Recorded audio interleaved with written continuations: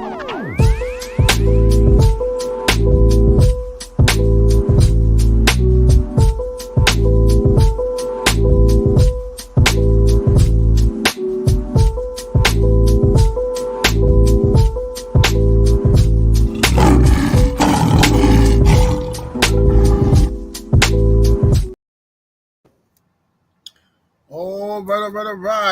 Since we are live, let's check it out. Salute to the mighty LDBC. Much love to the chat. Those of y'all that's in the building early. Smash the like button as you come on in. I say smash the like button as you come on in. We're going to talk a little boxing, whatever we want to talk about. It's open topics, you know what I'm saying? So we're going to cook. You know what I mean? Share the video, spread the word to the ends of the earth. 78 Sports TV is live, you dig. Yes, indeed. All right. Let's go ahead and cook, man. Who we got in the building thus far in the AM? We got my brother Joe Thompson, always coming through representing that money and the magic, you dig. Salute to my brother Joe. Be on the lookout for the new adult content coming soon to a creep near you. We just got a few things that, you know what I'm saying, we got to find out what the laws is nowadays, you know what I'm saying, with all this Diddy stuff going on. It's illegal to, you know what I'm saying, give with chicks nowadays. My brother D. McGee in the Cash App. Appreciate the love, D. McGee. We got Rick Blackwell's in the building. What it do? My brother ILG Jones is in the building. What's happening with it, fam? The OG Mr. Mont is in the building. D. McGee, what's happening? Harwin, salute to the good brother Harwin. Andrew Gray, NBA D. Nice is in the building. Star City J, salute. Son of Tank 45 in the building. OG Bruce Lee, what's happening?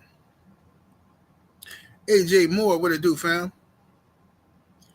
Arthur Taylor. I think that's Arthur Taylor. We got Reggie BC, salute. Pablo Escobar, my brother. Stephen L. the Mizak, Rat Pack Tings in the building. Mo G, KO for Miles, what's happening with it, homie? Salute to my brother. King Mac the God is in that super chat with the 10-piece early. Coming through, showing love, much appreciation, fam. Says salute, OG. Salute to you, good brother. Chief Alibaba, salute to you, fam. Pablo Escobar, Anthony Bolton, what it do? All right, y'all get them lights all the way up. What's up, K-Mac? Dragon Fang, what it do? You got to let everybody come on in here. You know, YouTube will act funny with the notifications. You know that. Sweet Science Examiner, salute to the family. Tiz Frank, what it do? Yeah, we back in here, man. 2 lives today, back to back, you know. I would have stayed live longer the first time, but like I say, my daughter, she got school early today. You know what I mean? And usually I end my lives pretty much on time because I be hungry. But today I ate my food. I ate my meal before my live. So I wasn't hungry, so I wanted to cook. My brother Supreme Beast Boxing Talk, Cadillac Red, what's happening with it? Jalen Hudson, what it do? Daniel Chambers is in the building with the 5-piece. Much love and much appreciation, fam. Says, you see Tank say, better be there trash and not going to the Hall of Fame. Such a hater, man. He deserves to be beat. Well, you know, Tank is going to be, bro, look, Tank is Tank, bro. Tank got a problem with Muslims. Not only is Tank a hater, Tank got a problem with Muslims. You know what I'm saying? I don't know who turned Tank on to Islam, but whoever did it wrong, because this dude supposed to be a Muslim, and all he attacking hellified Muslims. Like, that's all he do. He put a statement out talking about just because we Muslims don't mean we brothers. Like, bro, I don't know what type of Islam this dude practicing. But this is what happened. This is what happened. You start linking up with the wrong people. Yeah, Tank wilding. But, you know, it is what it is. I know I think John Scully did a statement. I think John Scully like training better be there, if I'm not mistaken. If I'm not mistaken, I think John Scully is training better be there. I think. Am I wrong about that? Stephen L. the Mac in that super chat with the 5-piece. Appreciate the love, much appreciation. I'm finna play sick and fine and be in the bathroom listening. Yes, sir. Okay, Scully trained better be there. So they did. It was an interview where they asked John Scully, was Tank a Hall of Famer? And Scully said basically, look, man, you know, in this day and age, where things are going, he probably will be. But the way I figure, you know, I wouldn't put him in the Hall of Fame. And Scully saying there's a lot of people in the Hall of Fame who shouldn't be there. And what Scully is saying is really true. It's like, look, based off of Tank's accomplishments right now, he's not a Hall of Famer. Is he a great fighter? A good fighter? Sure, he's a good fighter, but like, we don't know how good he is. We don't know how good he is. And the thing is, it's like this. John Scully, Tank has been through 130, 135, and 140, right? Did he fight at 126? I can't remember. But I know for sure he fought at 130, 135, 140. I can't remember if he fought at 126 or not. Did Tank fight at 126? Either way, Tank has never proven he's the best in any weight class. He's never been undisputed in any weight class. This is easily obtainable things for Tank. He's never sought after that because he was schooled by a guy in Floyd Mayweather who never accomplished that himself. And Floyd doesn't want nobody accomplishing anything greater than him. That's why he was so salty at Devin Haney. Devin didn't sign with him, and then Devin goes out and becomes undisputed, and all you saw was Floyd hating on it.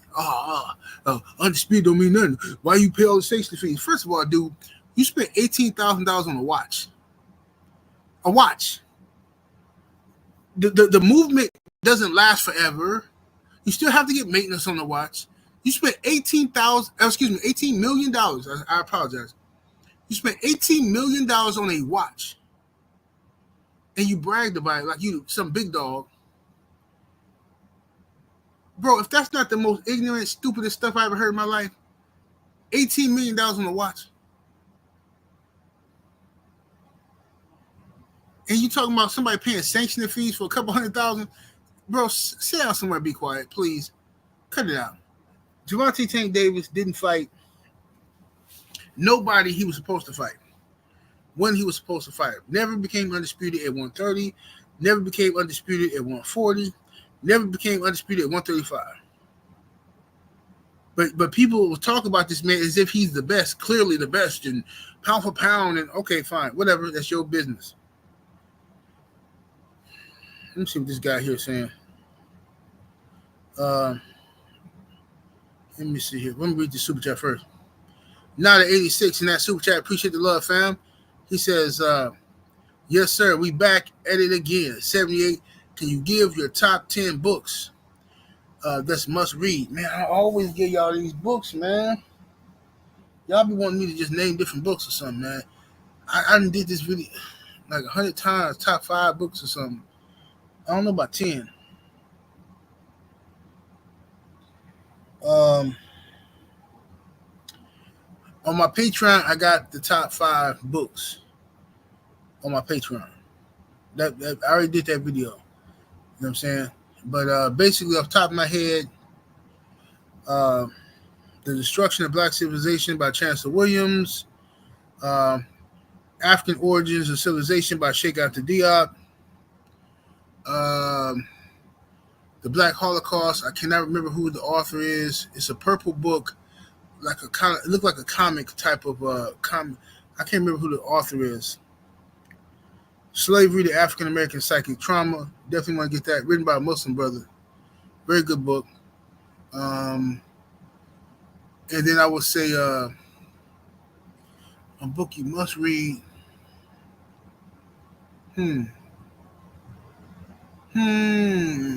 Last one, a must read. I'll go with the ISIS Papers by Dr. Francis Cress Welsing. But there's so many that I could have picked. But Message to the Black Man was good. But I would say the ISIS Papers by Dr. Francis Cress Wilson. You can say the Blueprint to Black Power by Dr. Amos Wilson. The Blueprint to Black Power was excellent, but that's more advanced though. That's not like no book just for the novice to read. That's a very big book, and you got to really have some knowledge in you to understand and comprehend the book. Andre Topper says Stolen Legacy. Oh yeah, Stolen Legacy was dope. Stolen Legacy was definitely dope. For sure.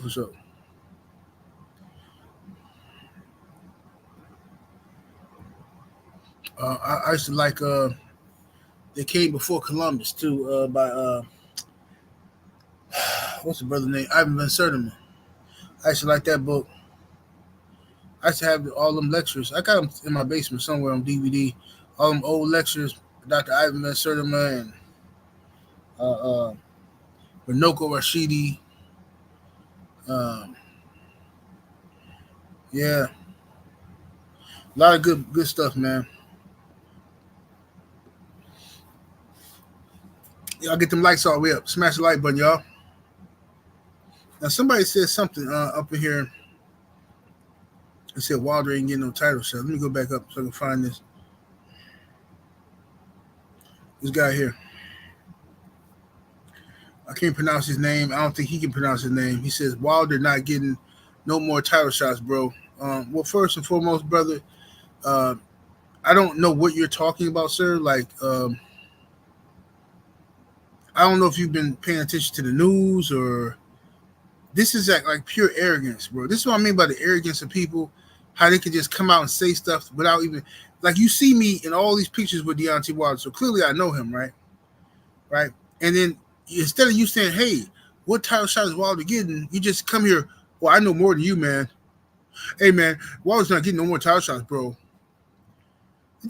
Bro, I can't do it. It's the arrogance for me, bro. The arrogance for me is just really disturbing, fam. It's really disturbing how people, that's what used to irritate me about my good brother BFTB.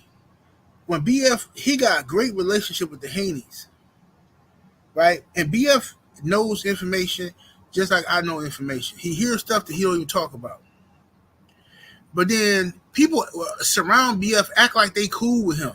They act like that's their brother. Oh, BF my guy, BF my guy. I never liked them dudes. I never trusted them because I could see right through the scam. They didn't really rock with BF. You know how I knew? Because this your guy, BF, you know he know these people. But then when BF say something, y'all act questioning him like he's lying or something. I should be like, wait a minute. Why you? This your man's in them. You know he know the people. He relaying that message to you. Oh no. You acting like he lying? Okay. Yeah, y'all some haters. Yeah, y'all playing the game, but I see it. There's a whole lot of them like that. A whole bunch of them was on YouTube playing that little. I'm cool with BF. That's my guy. That's my brother. Bunch of liars, haters, the undercover haters, jealous. You know what I'm saying? Jealous, trying to get next to the brother and stuff like that, so they can steal some of his shine and steal some of his mojo, and then you know what I'm saying? Just phony. Man, these dudes is marks, man. ILG Jones in the super chat with that 5-piece. Much love and much appreciation. Family says, who do you think would have won between Andre Ward and Joe Kawasaki? I think Andre Ward would have beat Joe Kawasaki. Joe Kawasaki was a good fighter though, real good. But he was, but Kawasaki wasn't as good as people thought he was. He was good though. I'm not trying to take nothing away from him. I think Ward would have beat him. I think definitely a prime Roy Jones would have beat him because Roy almost beat him, and Roy was crusty and old. Imagine Roy in his prime. It's over.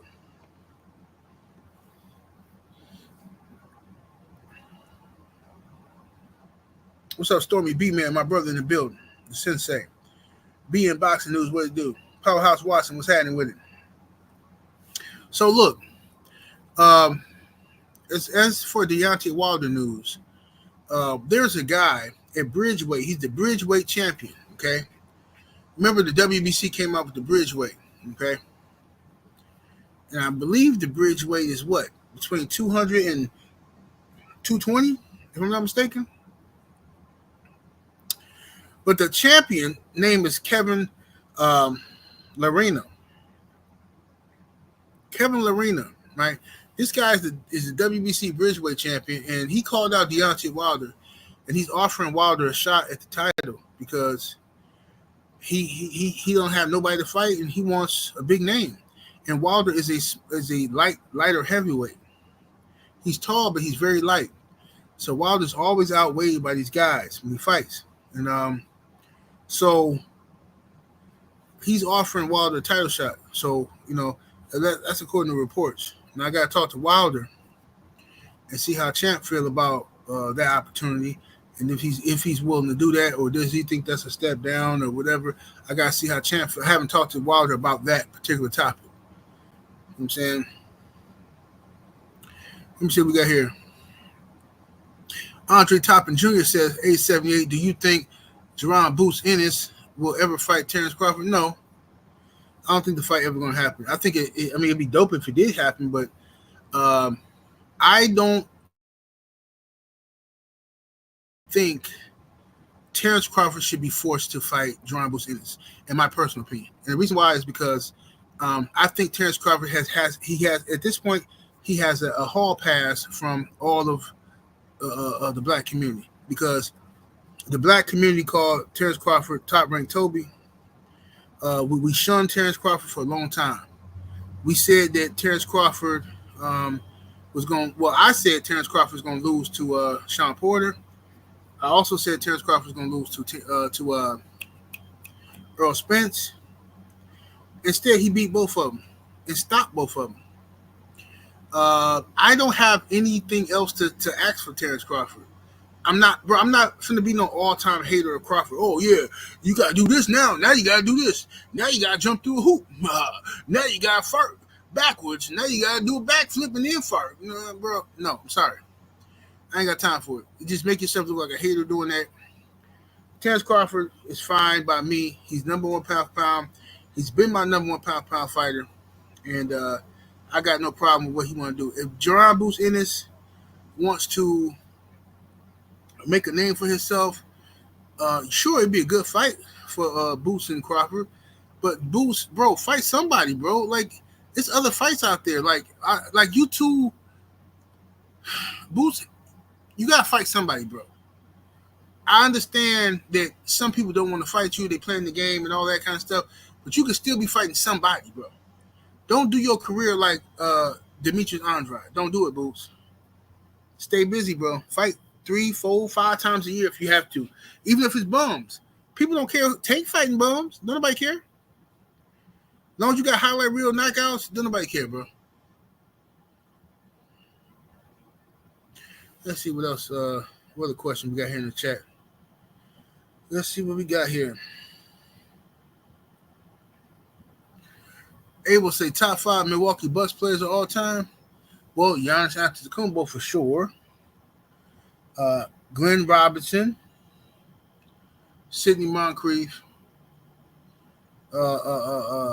Ray Allen for sure.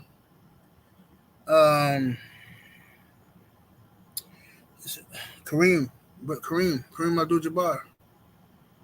Yeah, that's top 5, bro. Bucks players. I mean, it's more Bucks players, but I'll go with that.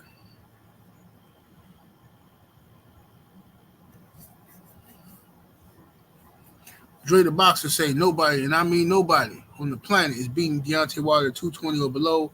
They gotta outweigh him 80 plus to even have a shot.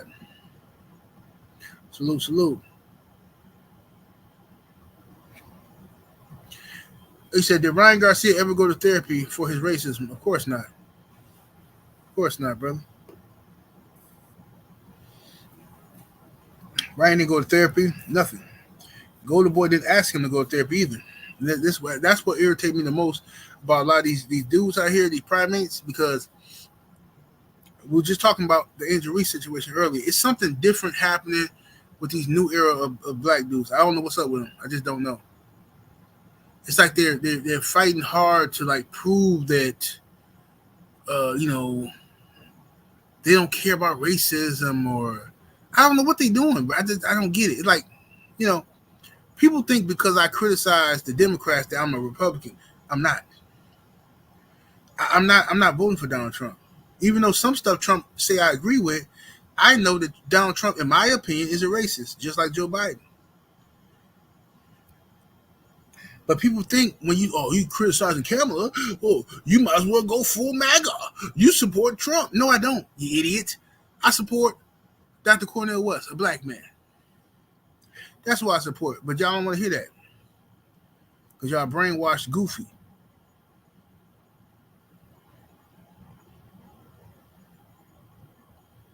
Sebastian Perez says Crawford resume is weak though.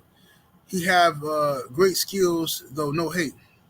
Well, if Crawford resume is weak, Boots, him being Boots is not gonna help him. It's cap. If Terrence Crawford knocks out Jerome Boots Ennis in 1 round, 2 rounds, or 10 rounds, don't matter. Y'all not gonna give him no more problem. If beating Earl Spence didn't catapult him to the greatness, Sean Porter didn't catapult him to greatness, then what is Boots gonna do? Boots ain't fought nobody. No disrespect to Boots. I got love for him. But if Crawford beat Boots, all y'all gonna do is move on to somebody else and say he ain't fought this one. I seen this movie 5 times. The hero dies in the end. I saw this movie. I get it.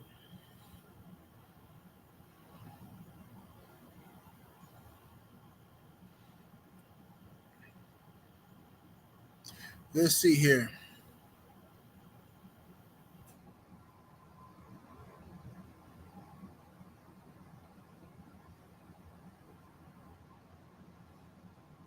Andre Topic said, I would love to see the fight, but Bud ain't got nothing to prove. I don't think so either. I just want Bud to stay away from Canelo. I don't know why he keep obsessing over Canelo, bro. Leave that fight alone. Trust me. You will regret that fight the rest of your life because Canelo's going to beat you. He's too big. He's going to beat you. I know you don't know weight. I'm tall. I'm just the same height as him. It ain't about height, bro. It's about weight. Canelo will beat Terrence Crawford. He's way too big for Terrence Crawford.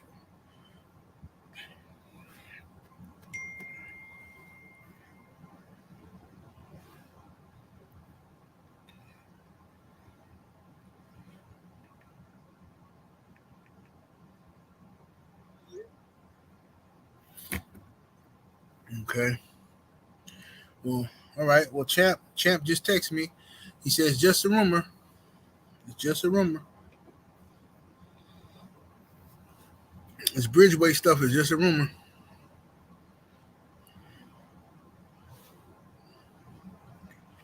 Man, I would love to see Champ go ahead and smash that dude, boy. Get him a title. Get back into the good things. That'd be great. So basically, what he's saying is, ain't been no talks, ain't been no offers made. It's just internet conversations, basically.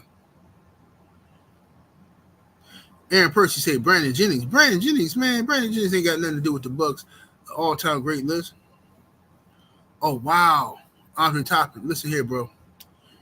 Oscar Robinson. Let me redo my list. I completely forgot about the Big O. Okay, let me redo that. Giannis Antetokounmpo, Kareem, Lou Alcindor, Oscar Robinson, Sidney Moncrief, and Ray Allen. I'm gonna go with that list. Greatest Bucks players of all time. I'm really low key tempted to put Chris Middleton in there over Ray Allen. I really am, and Ray Allen is my favorite player of all time. Matter of fact, I'm putting Ray Allen. I'm putting Chris Middleton in there over Ray. Shout out to Ray. I love you, Ray. But I'm putting Chris Middleton in there over Ray because Chris Middleton has been loyal to the Bucks. He get on my nerves sometime, you know what I'm saying, with the injuries and stuff. But man, I love Chris Middleton, bro. If I'd be capping if I told you I ain't love Middleton. Middleton always come through for us, bro. That dude play when he hurt, he'll limp around, still hit buckets. Chris Middleton is a bucket waiting to happen. And Ray, my favorite player ever, but I gotta go with Chris Middleton, bro. Got to.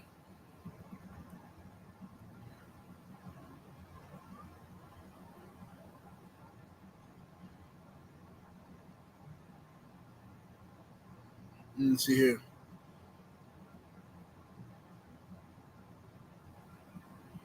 Let's see.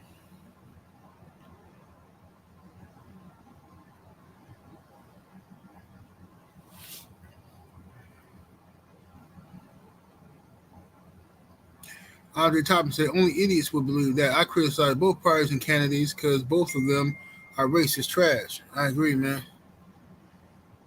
I think Trump is racist, and I think Joe Biden is racist.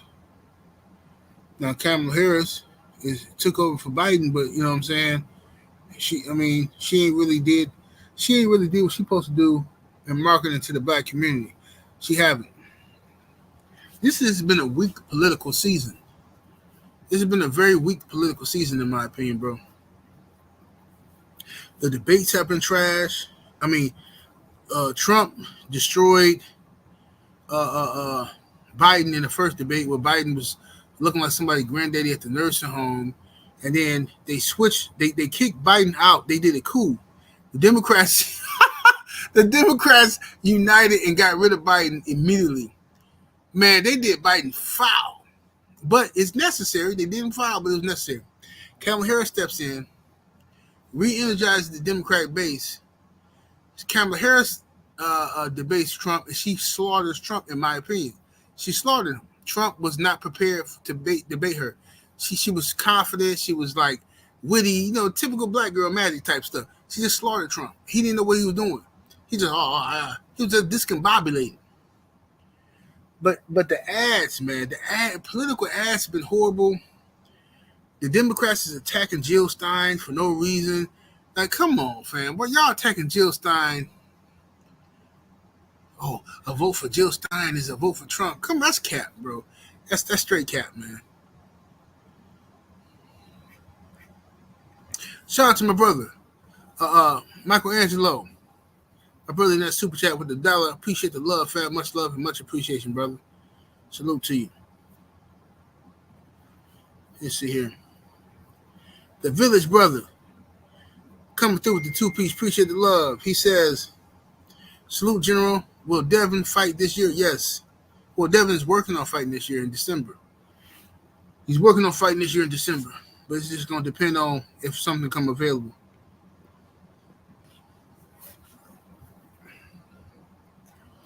He's working on fighting this year in December. The guy, 787, says Wilder needs to just retire. Well, brother, I understand where you're coming from, but, if that's not what he wants, if that's not where his heart is at, you know what I'm saying?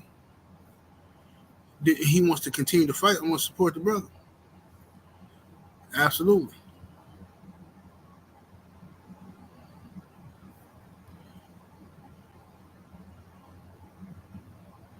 Let's see here. Sweet Science Examiner says, I've been telling people about Dr. Cornel West and his platform while sending them clips of him with his talking points. Yeah. They had no idea Dr. West was even running because it's a scam, bro. The mainstream media keeps Dr. Cornel West and Jill Stein out of the fray because they want it to be about Democrats and Republicans, red and blue. You know what I'm saying? Crips and the Bloods. They want it to be about that versus you having the third or fourth option. They want to give you the illusion you have no options but these two. And they've been very successful at making people believe that. I've had so many people tell me, oh, you're wasting your vote. You just wasting your vote if you don't vote for Harris or Trump. That's a wasted vote. Like, what do you mean wasted vote? They can't win. I don't care. Bro, I go to vote. I vote for my local elections. A lot of y'all dudes don't know who your senators are, Congress people are. You don't know who your alderman is. You barely know who your mayor is. You only come around for presidential elections. It's pathetic. But a lot of stuff gets done on the state level. So if you're not familiar, you need to familiarize yourself with who your local politicians are. I know a lot of my local politicians. I had dinner with them.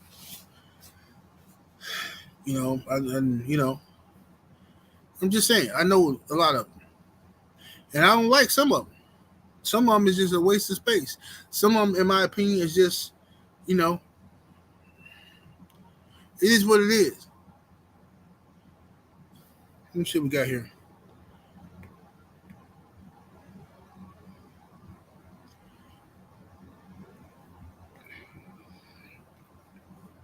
Sebastian Perez says Wilder versus AJ is probably next. Um, well, I would love to see that fight, but at this point, with Wilder having lost his last two fights and with AJ having lost, I think that if it don't happen now, it's never gonna happen. You know what I'm saying? I don't understand, but AJ is they're trying to push AJ into a fight with uh, Danny Dubois, a rematch with Dubois. Dubois is gonna beat him again. He's gonna beat him again.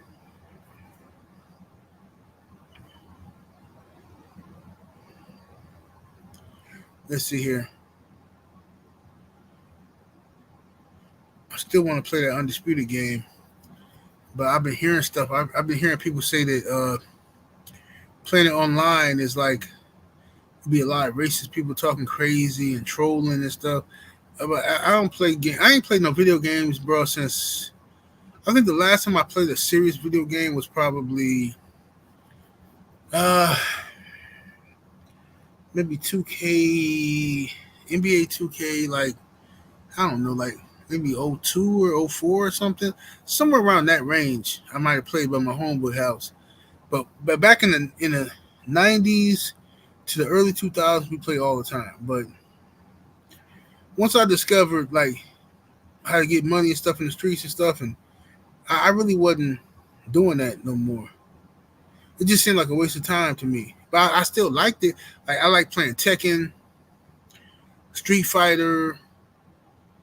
It was other fighting games and NBA and football games. I like. Remember Game Day '98? Y'all remember Game Day '98? I used to love Game Day. Boy, I should be juke. I should juke cats on Game Day. Yeah, Madden. I was a beast. I stopped playing in the early 2000s, bro. Rhino the Vibe is in the super chat with the 5-piece. Much love, much appreciation. Family says, "Hey 78, why won't you admit Chucky is the all-time best killer, not Michael Myers? Let's talk about that. And top 5 XXX Triple X scenes and scary movies. I don't know about the Triple X scenes and scary movies. I'm gonna have to really think about that one there. I don't know. But Chucky is not the all-time greatest murker. He's not. I mean, Michael Myers, in my opinion, is him and Jason Voorhees is something different. Michael Myers and Jason Voorhees is just something different. But I'm gonna go with Michael Myers. He's the scariest one to me.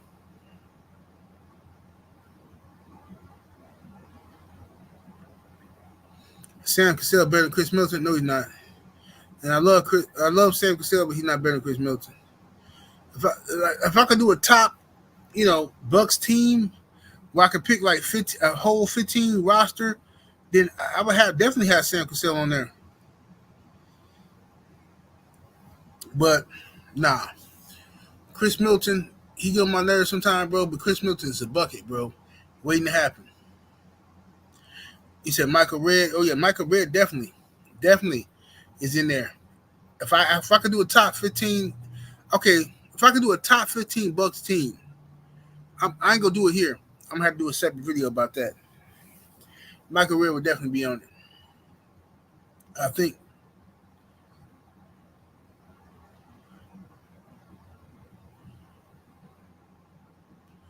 Let's see here. So HC Boxing.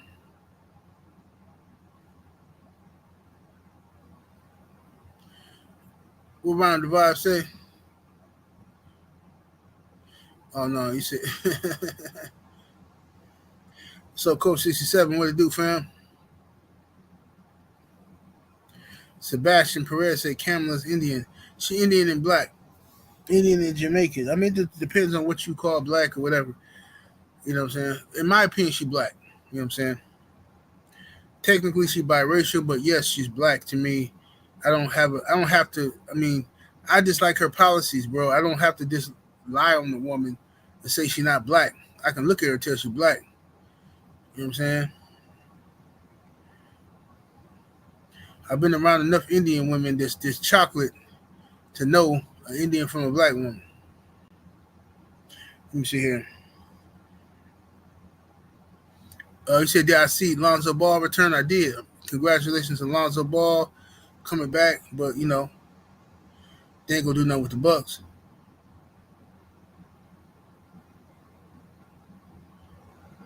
Jared Green, what to do, fam? Smash that like button, y'all. We need over 200 likes in the building.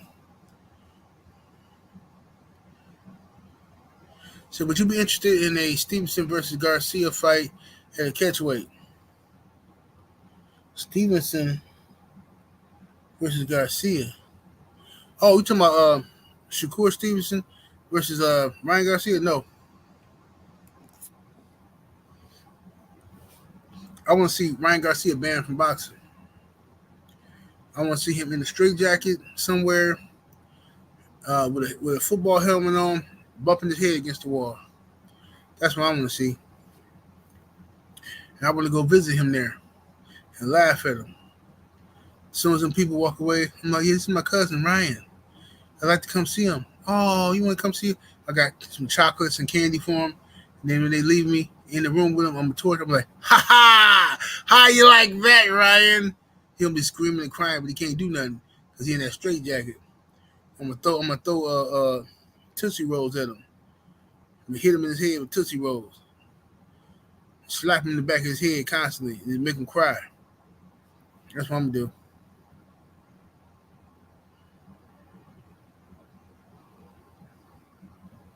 That's what I'm gonna do.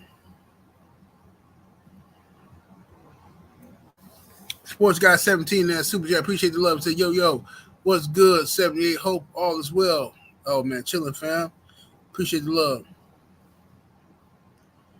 What's up with it? Drink more water.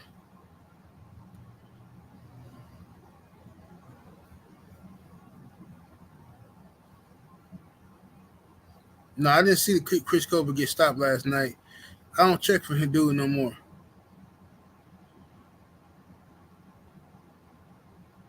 Dre the Boxer say 78. Y'all got big chicks up there. I think the cream corn. What do you say? The cream corn nuggets are the most slept on side item ever. Cream corn nuggets? I don't think I ever had no cream corn. I had cream corn is good.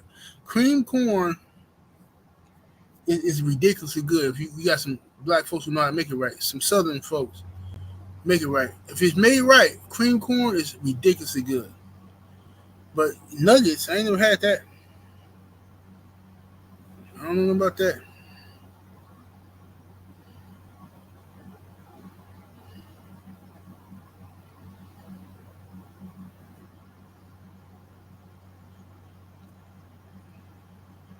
Stormy saying Counter Ben.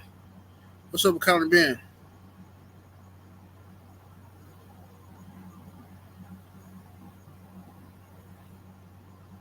Sniper said I gotta stop listening to you while I'm driving. My stomach hurt. Man, listen here, man.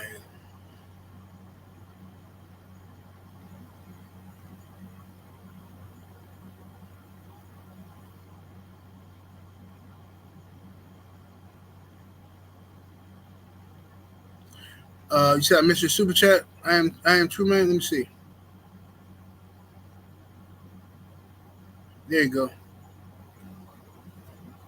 I am true man. That super chat with the 5-piece. Appreciate the love. He says 78. Just make a private group with the homies. LWC Gaming. Yeah, I could do that. I guess I don't know how. Somebody had to show me how to do it or something.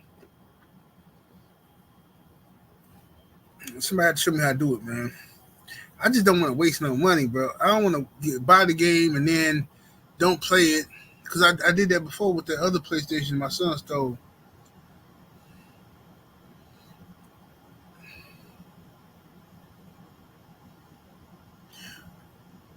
I think it was a PlayStation 3 or something. Do PlayStation 3 still work? Can you even play the Undisputed game on PlayStation 3 or you need a PlayStation 4? London on the track in that super chat. Appreciate the love. He says, Wilder versus Chisora in the UK. Let's get it. That's a good fight, but Wilder versus Derek Chisora. Chisora is a dog too. Chisora is an absolute dog. That's gonna be a war. Wilder's gonna beat him, but that's gonna be a good war.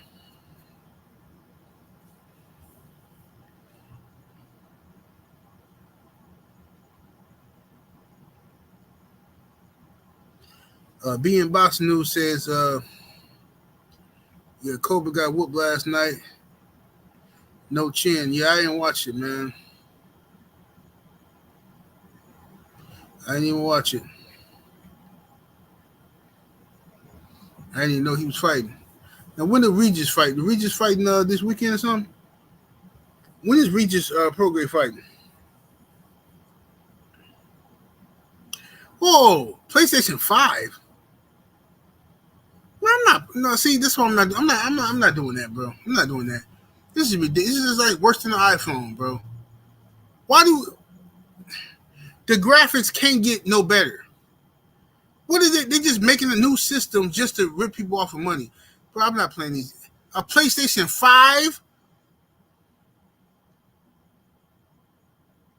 The 5 came out years ago? Or maybe that's what I got. A PlayStation 4 is what I got then. Maybe a 4 is what I got. Because I bought the 4 years ago. A PlayStation 5, bro? I remember PlayStation 2. Remember PlayStation 2? I remember the first PlayStation. I remember PlayStation 2. I'm gonna buy one, bro. I'm gonna buy one. I'm gonna go to GameStop and get one. I'm gonna buy one, and then y'all gotta help me set it up and stuff, figure this stuff out, and then I'm gonna get the Undisputed game. I'm gonna get NBA game. I'm gonna get a football game, and some other fighting games. I should be good. I don't know. I don't know if I'm gonna see. I don't know. I don't really want to do it, bro. Cause I ain't gonna play. I'm gonna waste my money. I ain't gonna play it enough.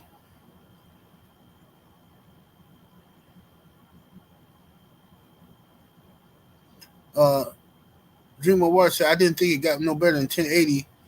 Let me see. So I didn't think it got no better than 1080p until I got 4K TV. Or the 4K, yeah, 4K do it, huh?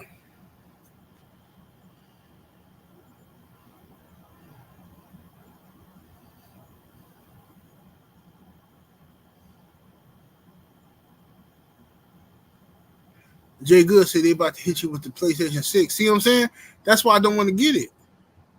That's exactly why I don't want to get no PlayStation 5. Because as soon as I get it, I know they're going to come out with a 6, bro. I ain't got time for it, man. It's a scam, fam. Same thing with the iPhones. Every year they coming out with something new.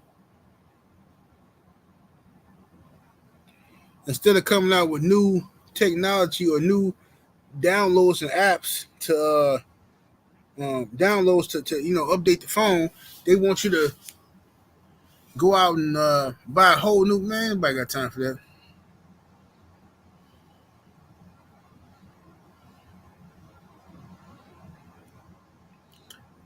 DeMarcus said Big Meat's free. Yeah, shout out to Big Meat. Shout out to Big Meat free. It's funny how all these squares are talking about Big Meat. Not you, brother. I'm talking about in general. YouTube got a whole lot of squares talking about Big Meat free. Big Meat free. But why? I mean, Big Meat was a drug dealer. He a street dude. That's not what you do. Y'all got so much high morals. You know what I'm saying? Y'all the police on the internet, so why you shouting out Big Meat for being free? I mean, y'all act like the police on the internet, so why y'all care? They're Big Meat free.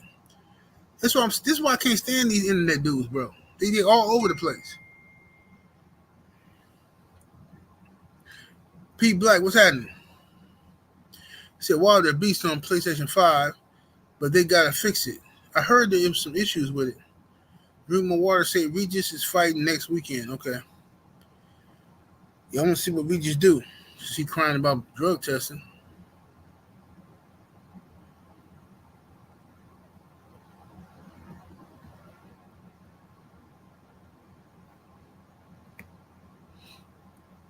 Javin in the super chat. Appreciate the love, fam. So yo said me, I can sell you my PS5 for 300. Okay. It's a real PS5. It ain't got no. Okay, I might take you up on that, homie. For 300, though, I might do that. G, I might do that.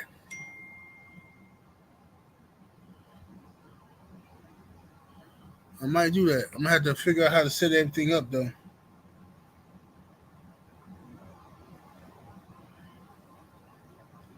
Let me see. Oh, my brother Willie Lowe just sent me here.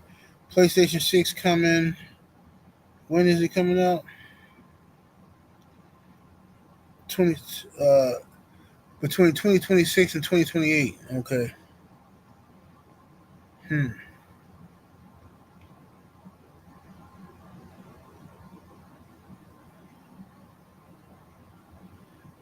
So we got the earliest date gonna be 2026. It's already gonna be 2025. So if I get a PlayStation 5 right now, I'm basically just gonna have it for another year. I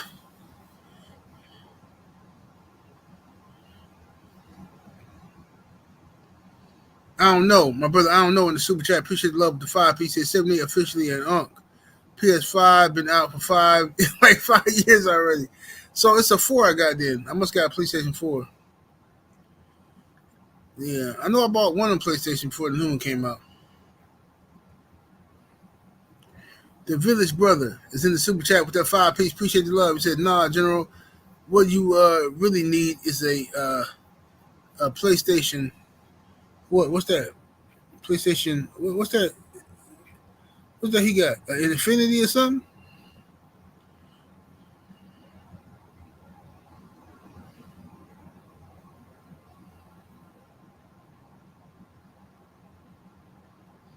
Since this PlayStation 5 Pro coming out, that's ridiculous. I ain't got time for this.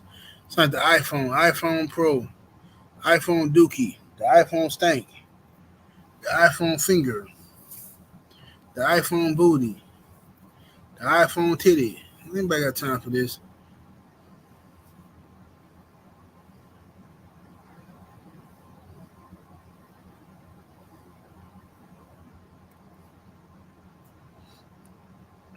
So on my PlayStation 4, I can't play the Undisputed games, what y'all telling me.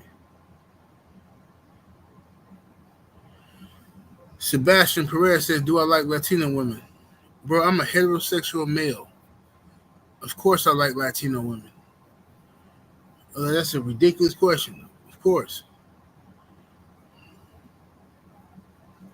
You got some Latino women for me? What you asking me that for? What you got for me?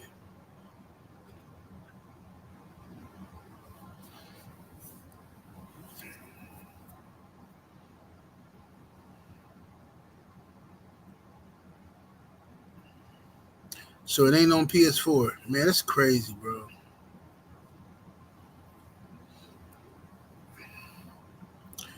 Steph Brown in that super chat. What it do, Steph Brown? With the 2 piece. Appreciate the love, fam. He says, "What's up with the Bucks coming into the 2025? Be well. Salute to you, good brother." I'm rooting for my Bucks, man.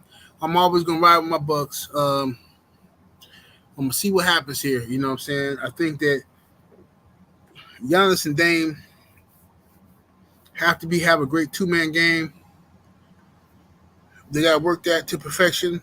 I wish they would have worked out in the summertime, but they didn't because Giannis is arrogant and they playing little whatever. They doing what they do. So they better make this work though. The Chris Middleton is still hurt. Hopefully he's back, ready to play by start of the season. Otherwise, we got the same problem we had last year, just the same old, bro. Middleton stay hurt, bro. I love him to death, man, but he stay hurt, man. Bobby Portis, we need to keep Bobby. The Bucks irritate me. Bucks fans irritate me when they talk about trading Bobby. Like, bro, why trade Bobby? Bobby is loyal. He took less money to stay with us, bro. This is why you can't do nothing. You can't do fans and organizations no favors, bro. Because the moment you take less money or do any of that, once they turn to repay the favor to you, return the favor, they do you dirty.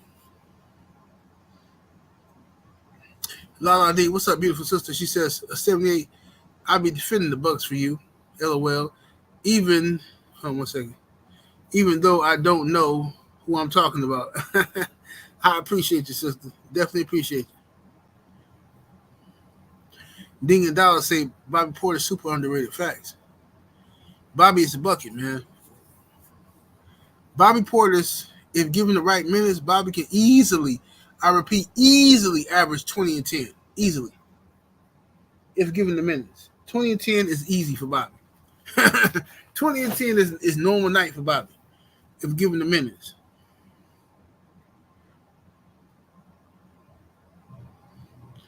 Let me see here. Sniper in the super chat said, shout out to the Cowboys for being trash. Let's go Texans. You know, Cowboys always got some weird activity going on. The Village Brother in that super chat with the 5-piece, much love and much appreciation, says, I'm sorry. I was trying to be funny. He said, it's just crazy how we need to get a new system every few years. Yeah, it's goofy, bro. I ain't got time for it. That's why I'm glad I don't play no games like that. Justin Cash is in that super chat with the 2-piece. Appreciate the love. He says, Isley Brothers or the Delphonics. That's not even the question, brother. The Isley Brothers win all day.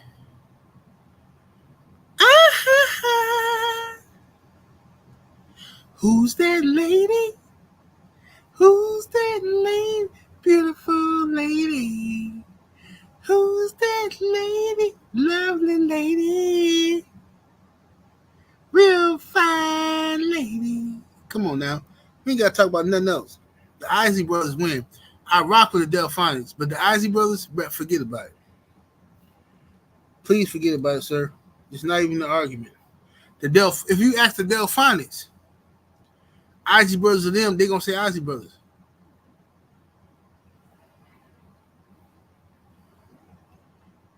You got to have no question about this.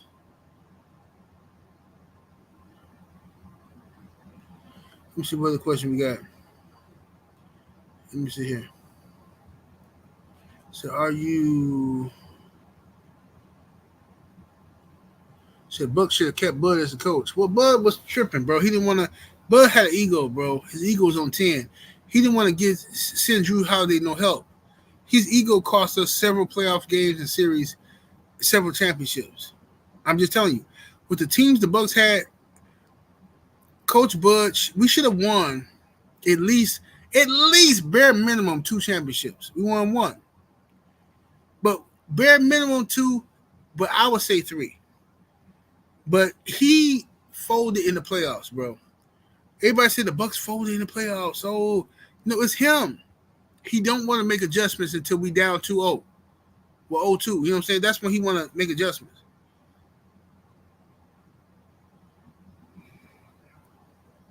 Am I a fan of Drake? Not really. I like some of his stuff. What song I like from Drake? What's that song from Drake I like?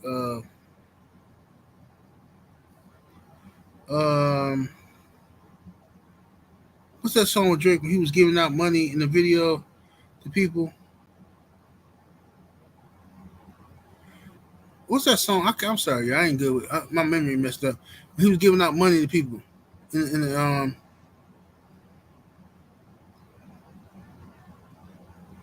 Oh, God's plan. I like that song. I like that. That's dope. Yeah, I like that one from Drake. He got some dope tracks. It's just some of that stuff he be singing about is just, like some of it sound zesty. 'Cause you're so good, girl, you know it. You act so different about me. And you so good, girl, you know it. You know that like you be. Let's go home. Hey, bro, shut up, bro. What is that? That's not hip hop. What is that? Just hold on. That's bro, that's not hip hop. I'm sorry. What's that other zesty song Drake had? It's another one he had that was super duper zesty. I can't remember it though. I can't remember it now. It was some song I always met with my daughter. She loved Drake. It's a song that he sang that was so zesty. Um, what was it? He was singing like I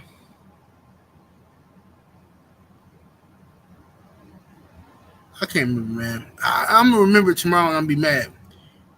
Oh yeah, that one. 21. Can you do something for me? Ugh, man, that's so disgusting. 21. Can you do something for me?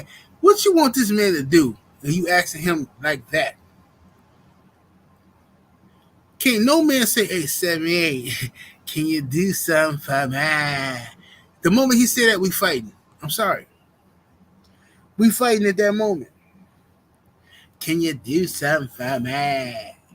What you want him to do for you, bro? That's disgusting. It's kind of gross, bro. I'm just being real. It's kind of gross. But that's not the song I'm talking about. It was another one. He said something real zesty.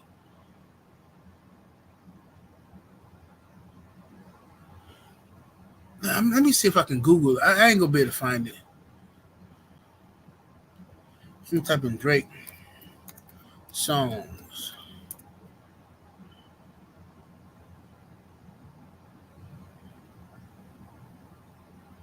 Oh, I actually like this song. Now when the hotline bling, and that can only mean one thing. I like that song right there. Ever since I left the city, yep, type.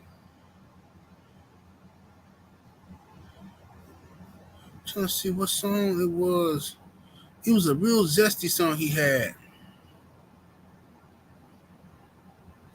I'm gonna be mad because I know as soon as I end my live, I'm gonna remember it. It was something he said. I'm like, ugh, dude, what is you doing?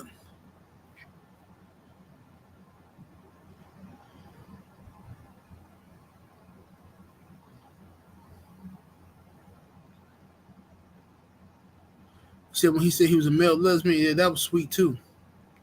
I can't remember the song. I'm gonna go on mute real quick.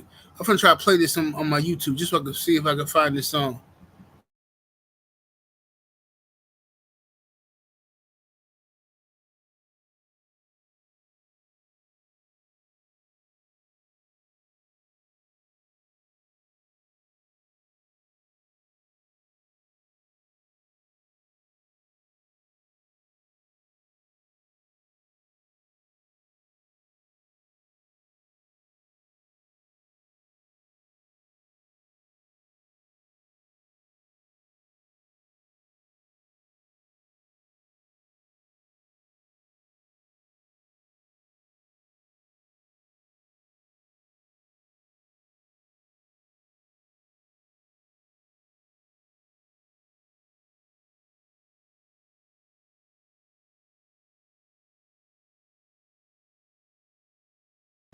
Okay, that song was dope. I just listened to that one. That song was dope. I forgot about that one. That Laugh Now Cry Later. That was dope. I like that one. That was dope. Laugh.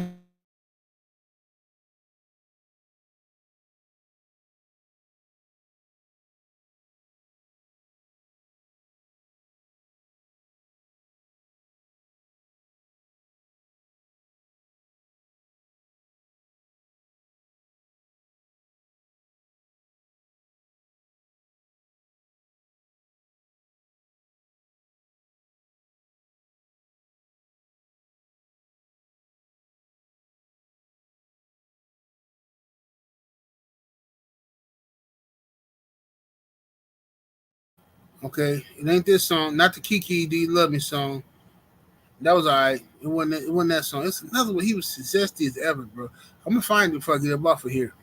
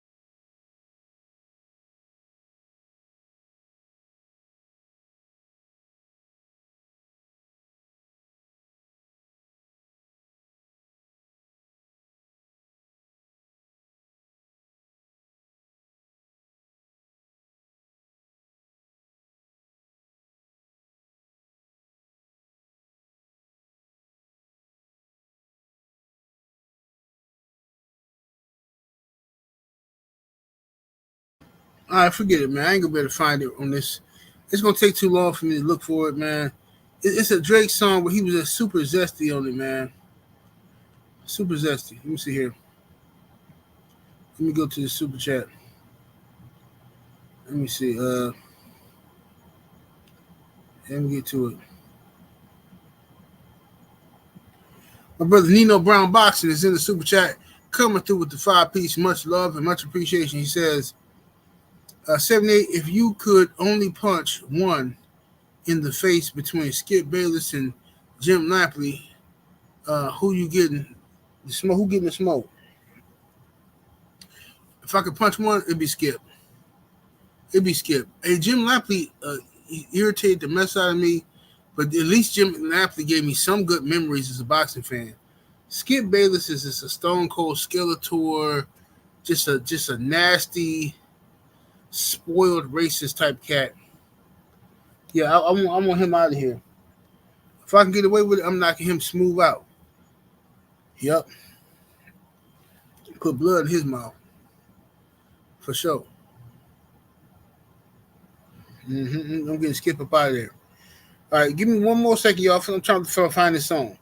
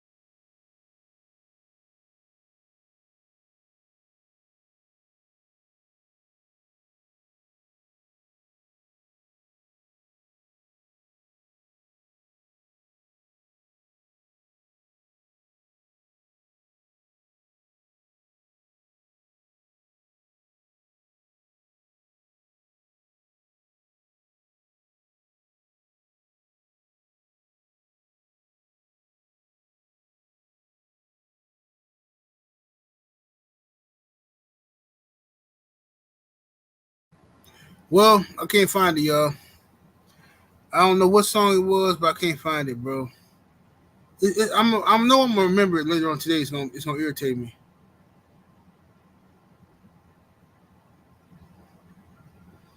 But yeah, he had some nasty song. It was like a weird song where he was just talking real zesty.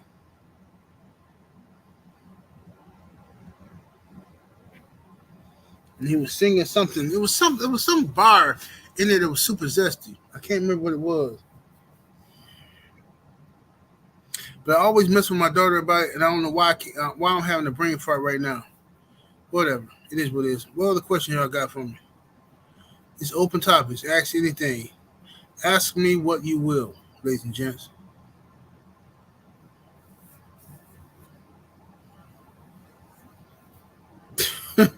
Freaky yeah. You a 69 God. he wilding for that one. Who is my all-time NBA top 5? Very good question. Okay, point guard, I'm gonna go with Magic Johnson at point. Magic at point. Okay, shooting guard, I'm gonna go with MJ, Michael Jordan. It is. Small forward, I'm going to go. I'm gonna skip. Let me skip small forward for a minute. Let me go to power forward. Power forward, I'm gonna go with Tim Duncan. I'm gonna go with Tim Duncan at power forward. At center, I'm gonna go with Wilt Chamberlain. I'm gonna go Wilt at center. And then as small forward, I think I'm gonna go with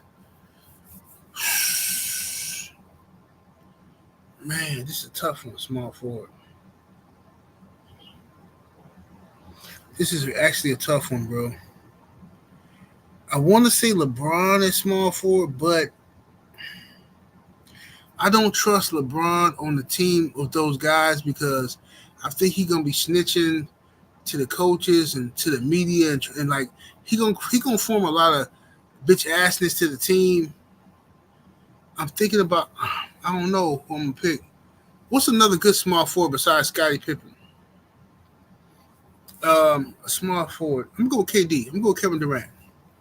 I'm gonna pick Kevin Durant over LeBron. So I'm gonna go with a small. Kobe didn't. I would love to pick Kobe. Trust me, but Kobe didn't play. So I'm gonna pick Magic Johnson at point, Jordan at 2, KD at 3, uh, Tim Duncan at 4, Wilt Chamberlain at 5. I'm gonna do that. Yeah, yeah. That's what I'm gonna do. Cause I don't want LeBron in there messing up the chemistry of the team with his crybaby stuff and snitching to the media. Stephen A. Smith talking about problems in the locker room and Michael Jordan is like a vampire in the locker room and all this old stuff with clutch sports. I ain't got time for it. Get him out of here. Larry Bird was a beast for sure. Larry Bird was a beast, but I think KD is faster than Larry. And I think KD is better than Larry. Larry is a beast, no doubt about it. I think Kevin Durant better than Larry Bird, though, in my opinion.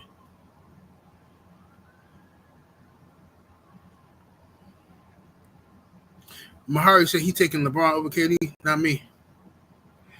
Nah, I take KD all day over LeBron.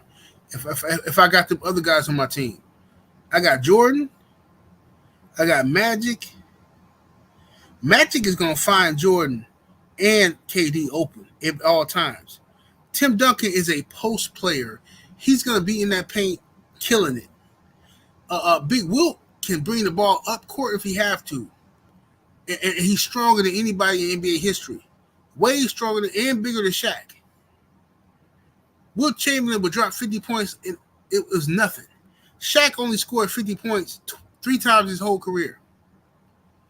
Whole career. Biggest Shaq is only scored 50 points 3 times. Wilt Chamberlain would annihilate these dudes today. Annihilate. You give Wilt Chamberlain the technology of today, the training of today, I promise you he's the greatest player of all time easily. Better than Jordan, better than Kareem, better than anybody. You give Wilt Chamberlain the technology of today and the training, he's better than anybody. Greatest player ever. And listen, I love Kareem. Kareem was a monster. Kareem fundamentals. Kareem was a beast. That sky hook was unstoppable. Listen, bro. Abel said, I don't see it. Abel, you don't see how Kareem Abdul-Jabbar, how Wilt Chamberlain could be the most dominant player ever? Think about this. Look at what they say about Giannis. Giannis is 6'11". He run up and down the court. He bam on anybody, right? Wilt Chamberlain was bigger than Giannis and just as fast. And doing this in the 60s and 70s? Imagine if he had the training of today. If he had today's medicine, today's workouts, today's technology, greatest player of all time, easy. You wouldn't be able to stop him. All these records people are breaking are Wilt Chamberlain's records.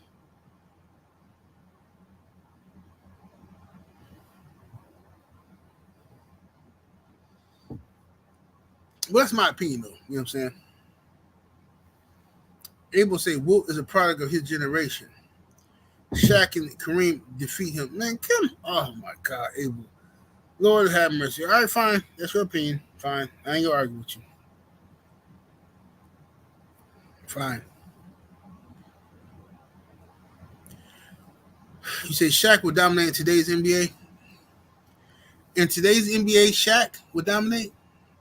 That's interesting because the same strategy they used back then to stop Shaq that we use today. Hacker Shaq. He can't hit no free throws. He can't space the floor and shoot no threes. So, he got to be fast enough to take somebody off the dribble and dunk on him. Right? Shaq would be dominant today for sure. He would. But I'll take Wilt over him. I used to say I would take Shaq over Wilt until I really did my research on Wilt. Wilt Chamberlain is sick. It's crazy, bro. Crazy.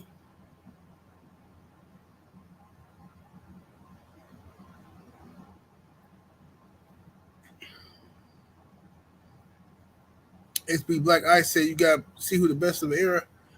Well, yeah, that's. I mean, it's arguments. It's internet arguments. You know how we do. A lot of stuff you can't do.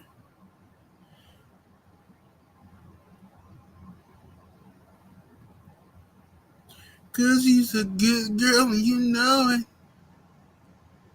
You act so different about me. That's another sweet song from Drake. Just hold on, come on.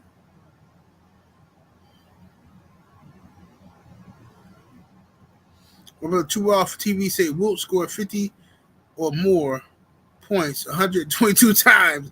Lord have mercy, man. My goodness gracious. If that ain't insane, what is? My brother K Black said UGK or 8-ball MJG. That's tough, bro. That's hard, bro. That's hard. Ooh, that's hard, bro. That's rough, bro. I think it's a tie to me, bro. For me, I can't answer that question because both groups bring back so many memories. I had so many great memories in the strip clubs with their music, messing with different chicks and stuff, and just hanging with the homies with their music. You know what I'm saying? 8-ball MJG, UGK. I don't know, bro. I would say like if I had to pick one, it would literally be like 55-45 in favor of 8-ball MJG. Only because where I'm from, like we listened to both of them, bro. But Ball and JG was smoking like starships and rockets in a world that don't give a damn.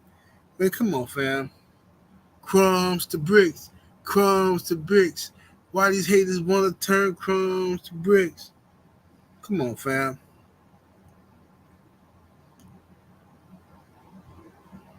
Ball and JG was the deal. But we rock with UGK. Man, the coolest song to me was when 8-ball Lost album was one of the greatest albums ever made in hip hop history. And that's the top 10 hip hop album of all time, in my opinion. 8-ball Lost album. It don't get enough credit at all. But it was a double CD. He did a song with Bun B on that track. On it was what was it? 8-ball Lost with a Bun B. It was what's the name of that song? 1 2 1 2 microphone check 2. Somebody better tell his mother how we wreck fools, disrespect fools. What's it? Oh, I don't know what you're seeing, and I don't know. Let me see. I can tell you about nobody else with Ball and Bun. I see no evil, say no evil, hear no evil, side of taking need no evil. Man, what was the name of that song, bro? Bun and no, it won't get thrown. It won't get thrown. I'm gonna type that in. 8-ball Lost album. 8-ball and Bun B.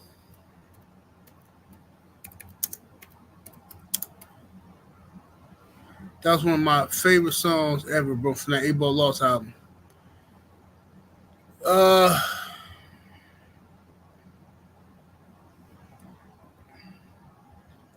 I really want to play this so bad, but I can't because YouTube would demonetize me. It was the song was called Ball and Bun. Is that the name of the song, Ball and Bun? The song was called Ball and Bun. Yeah, that's it. The song was called Ball and Bun. When you hear, listen, Bun B verse on that track was immaculate. Immaculate. Can't get no better than that.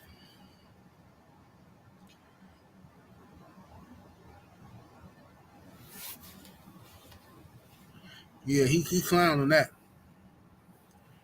All right, Abel, what you talking about? Read your comments. Let me go back up and see what Abel talking about. Wilt was great for his generation. However, he would have a difficult time defending Jokic, Giannis, Embiid, and Davis on the post. All of this, all of them take Wilt off the dribble. Well, listen, brother. Once again, Abel, you're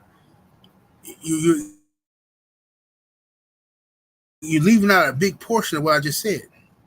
I said if you take Wilt Chamberlain and put him in today's era, and you give him access to today's training, today's medicine, today's tactics and rules, with his genetics, Wilt Chamberlain would be the greatest basketball player of all time.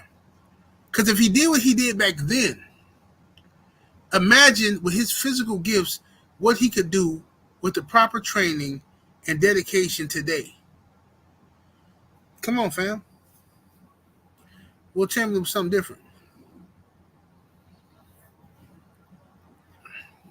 You holding him to the standards of somebody who, you know what I'm saying, who's still slow-footed, you know what I'm saying?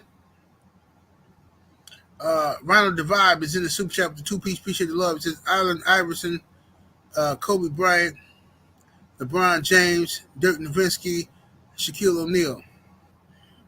Ronald DeVibe, that's your top 5? When we smoking them. Bro, Magic Johnson going to post up AI easily. Now, granted, Magic ain't going to be able to hold AI.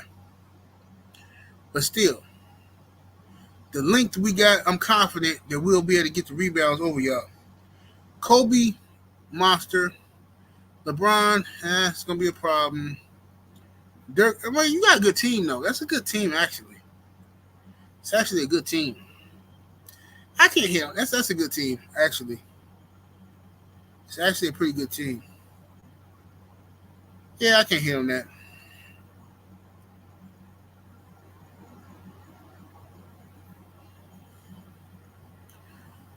Abel, ain't you like 25 years old, bro? What are you talking about Isaiah destroyed Magic? Abel, you got to stop talking about stuff, bro. You like 25, bro. Ain't you like 30? Isaiah was a beast, but Isaiah wasn't doing Magic like, man, come on, fam. Bro, come on. Magic smoke. I like Isaiah. I'm a fan of Isaiah, but Isaiah is a bitter broad. Isaiah Thomas is a bitter broad. He's real sassy. Isaiah Thomas constantly crying about stuff. Still, ain't nobody thinking about this dude. Isaiah just I love Isaiah. Don't get me wrong. I'm not trying to disrespect my brother, my big brother. I love Isaiah Thomas. Don't misunderstand what I'm saying. But, bro, Isaiah is the most bitter dude I've ever seen in my life. This dude is still doing interviews about Michael Jordan. Well, Jordan, they didn't put me on a dream team. And, well, listen, with all due respect, Isaiah, and y'all correct me if I'm wrong. My history could be, I'm willing to say my history could be a little off. I done smoked a lot of weed. I done had a lot of drinks. So maybe my history is a little bit off. So you correct me if I'm wrong. But the 1992 Dream Team, which I still have the starting lineup figurines from that Dream Team. I believe Isaiah should have been on that Dream Team. For sure. Forget about Christian Laettner. Isaiah should have been on that Dream Team. I agree. My question for you guys is this.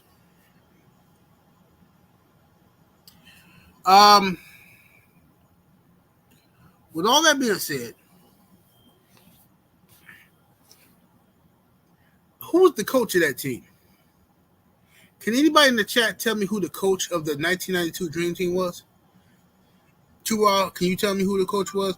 What about you, Abel? Can you tell me who the coach was for that team? Who's the coach for that team? Just so I'm making sure I'm not tripping. Oh, so okay. So it was Chuck Daly. Okay. So Chuck Daly was the coach. Okay. Chuck Daly.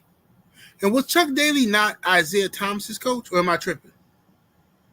Well, Chuck Daly, didn't he have a great relationship with Isaiah? It was the Pistons coach, right?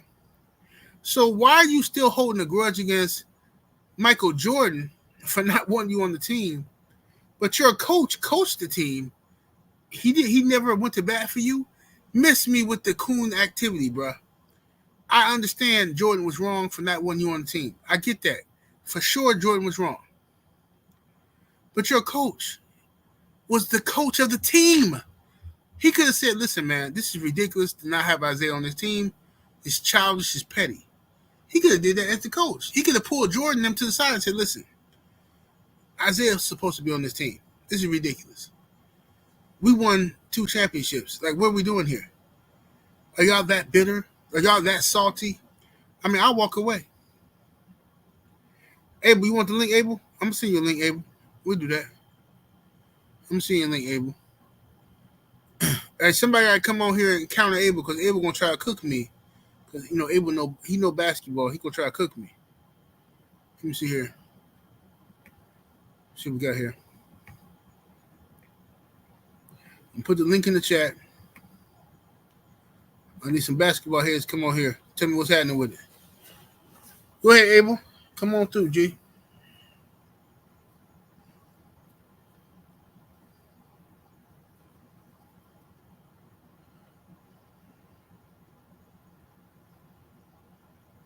Come on through. Let me know something. What's up, my brother? Welcome down, Ram. Big stepping. Hey, Ram, man, we're gonna do the game dog talk tomorrow, bro. We're gonna do that tomorrow. Today, Thursday, right? We're gonna do it tomorrow on Friday. Friday afternoon. Friday night at 8 o'clock Eastern Standard Time. We're gonna do game dog talk. Instead today, it's gonna be Friday Eastern Standard Time. Cause I gotta bust a move tonight. Young Abel, what's up, bro? What's happening, 70? How you doing? I'm good, brother. Let me switch my graphics here and get you on the screen. Yes, sir. Yes, sir. Hold on one second. Let me Take your time. Take your time. Let me see here. There you go, young Abel. What's up with it? Chilling, man, chilling. I got a few minutes to kill, and I wanted to clarify some things here. Okay, when it comes to the dream team, here's the thing about the dream team, and I'll make this very, very clear. Chuck Daly was the coach, absolutely, but he was not just the person who was selecting the team. Remember, it basically was a 3-man, 4-man committee that selected the team, and specifically they asked each superstar, if you commit to the dream team, are you going to make a commitment? And each of them has said yes. But when it came to Michael Jordan, his question was, is Isaiah going to be on the team? And they pretty much said, no, Isaiah was not going to be on the team. So listen, do I agree that Isaiah Thomas can be bitter? Absolutely. But he has a right to be bitter because there's no denying the fact he belonged on the team. You cannot tell me that John Stockton or Christian Laettner or Chris Mullin did not belong on that team. That's what I'm saying. And I completely understand where Isaiah is coming from. Do I wish he could stop talking about it? Absolutely. But at the end of the day, who's the one on the Jordan documentary that basically said that Isaiah Thomas was an asshole? Whoa. I'm sorry, brother. I misunderstood something. Did you say Christian Laettner deserved to be on the team? I'm sorry, did not deserve on the team. I'm sorry. Okay. I was speaking a little too fast. My mistake. Okay, go ahead, brother. All right, cool. But here's the thing. Michael Jordan keeps putting more gasoline to the fire every time that he talks about it, like, he called me an asshole, and he basically said that you hated me. If Michael Jordan never said that in his documentary, they wouldn't be talking about this now. And how can you sit there and say that you hated Isaiah Thomas when he was the representative of your players union back in the day? So miss me with the cap, Michael. Miss me with the cap. And I love Michael Jordan. He's my favorite player. But at the same time, Michael Jordan's also full of shit too. That's all I'm saying. But the thing is, Isaiah Thomas belonged on that dream team, and he was denied that because of the influence of Michael Jordan. That's why. Anyone else on that team would have had no problem playing with Isaiah Thomas. Well, this is my question. I got one question for you. Now, listen, check this out now. Go ahead. You got Chuck Daly, who's coaching the Pistons, who's Correct. coaching the team. You got Isaiah Thomas and Chuck Daly, who won 2 championships at that time. Am I correct?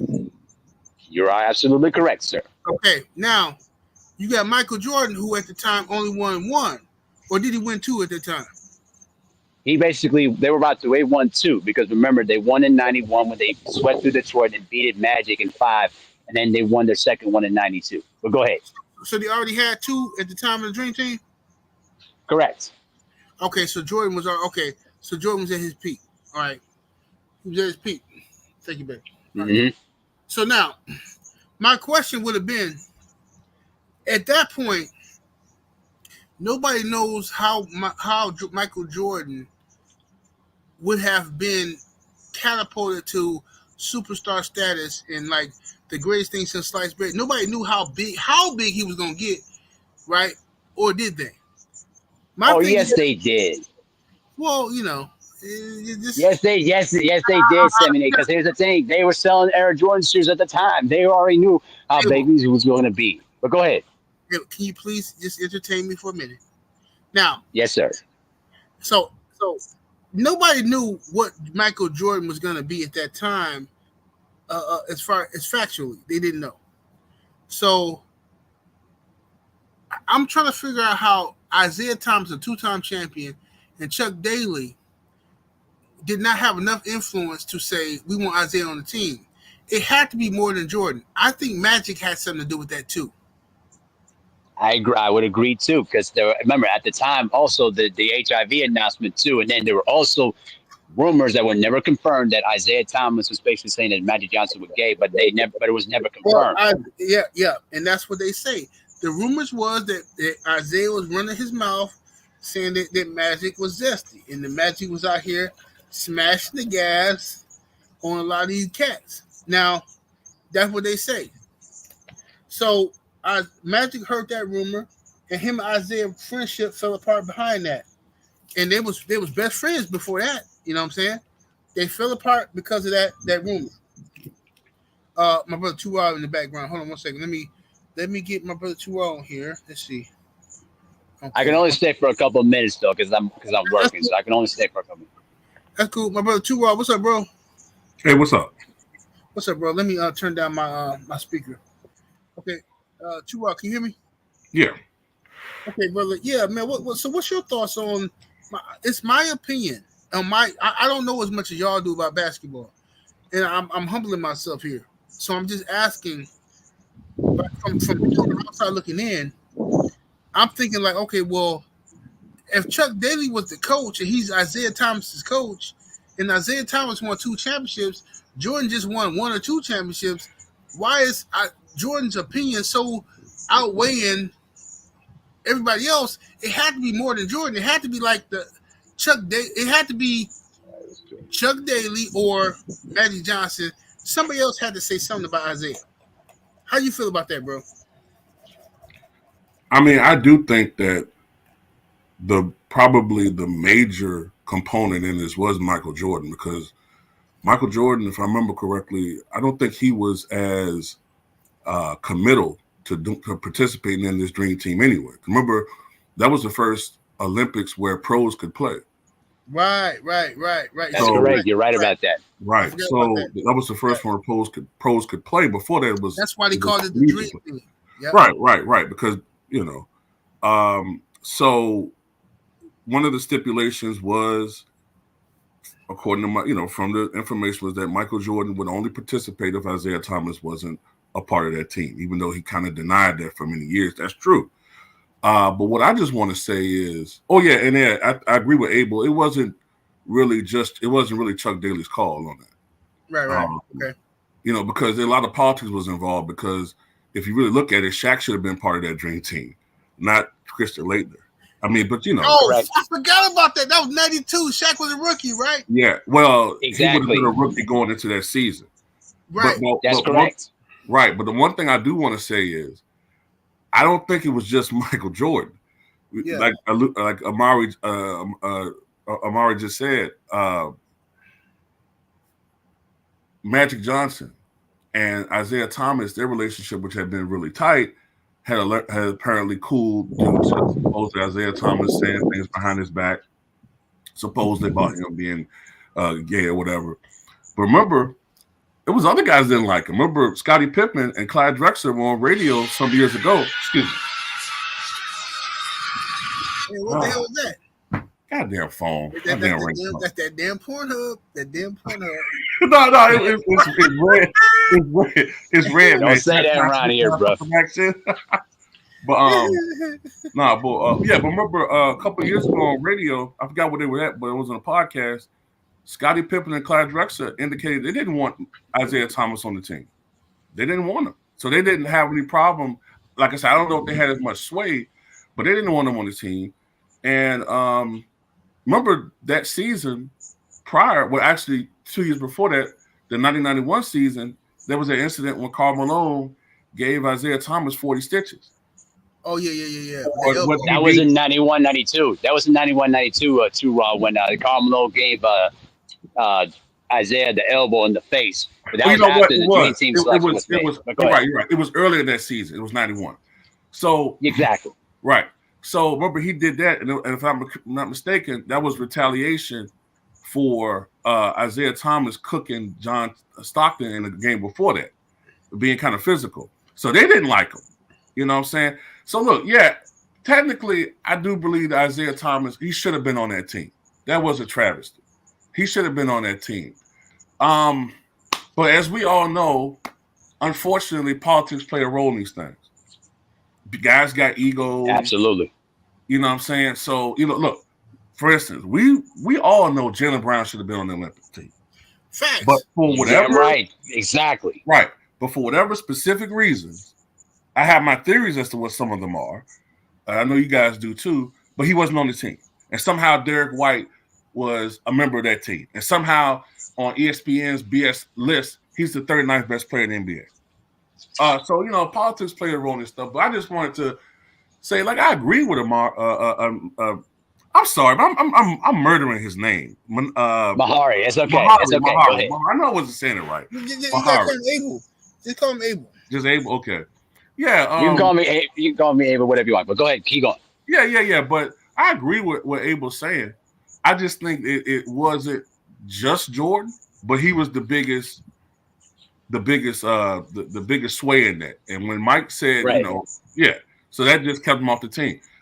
I think it was also that Olympics where it was finally clearly established that Mike was the biggest star in the NBA. That's all it was.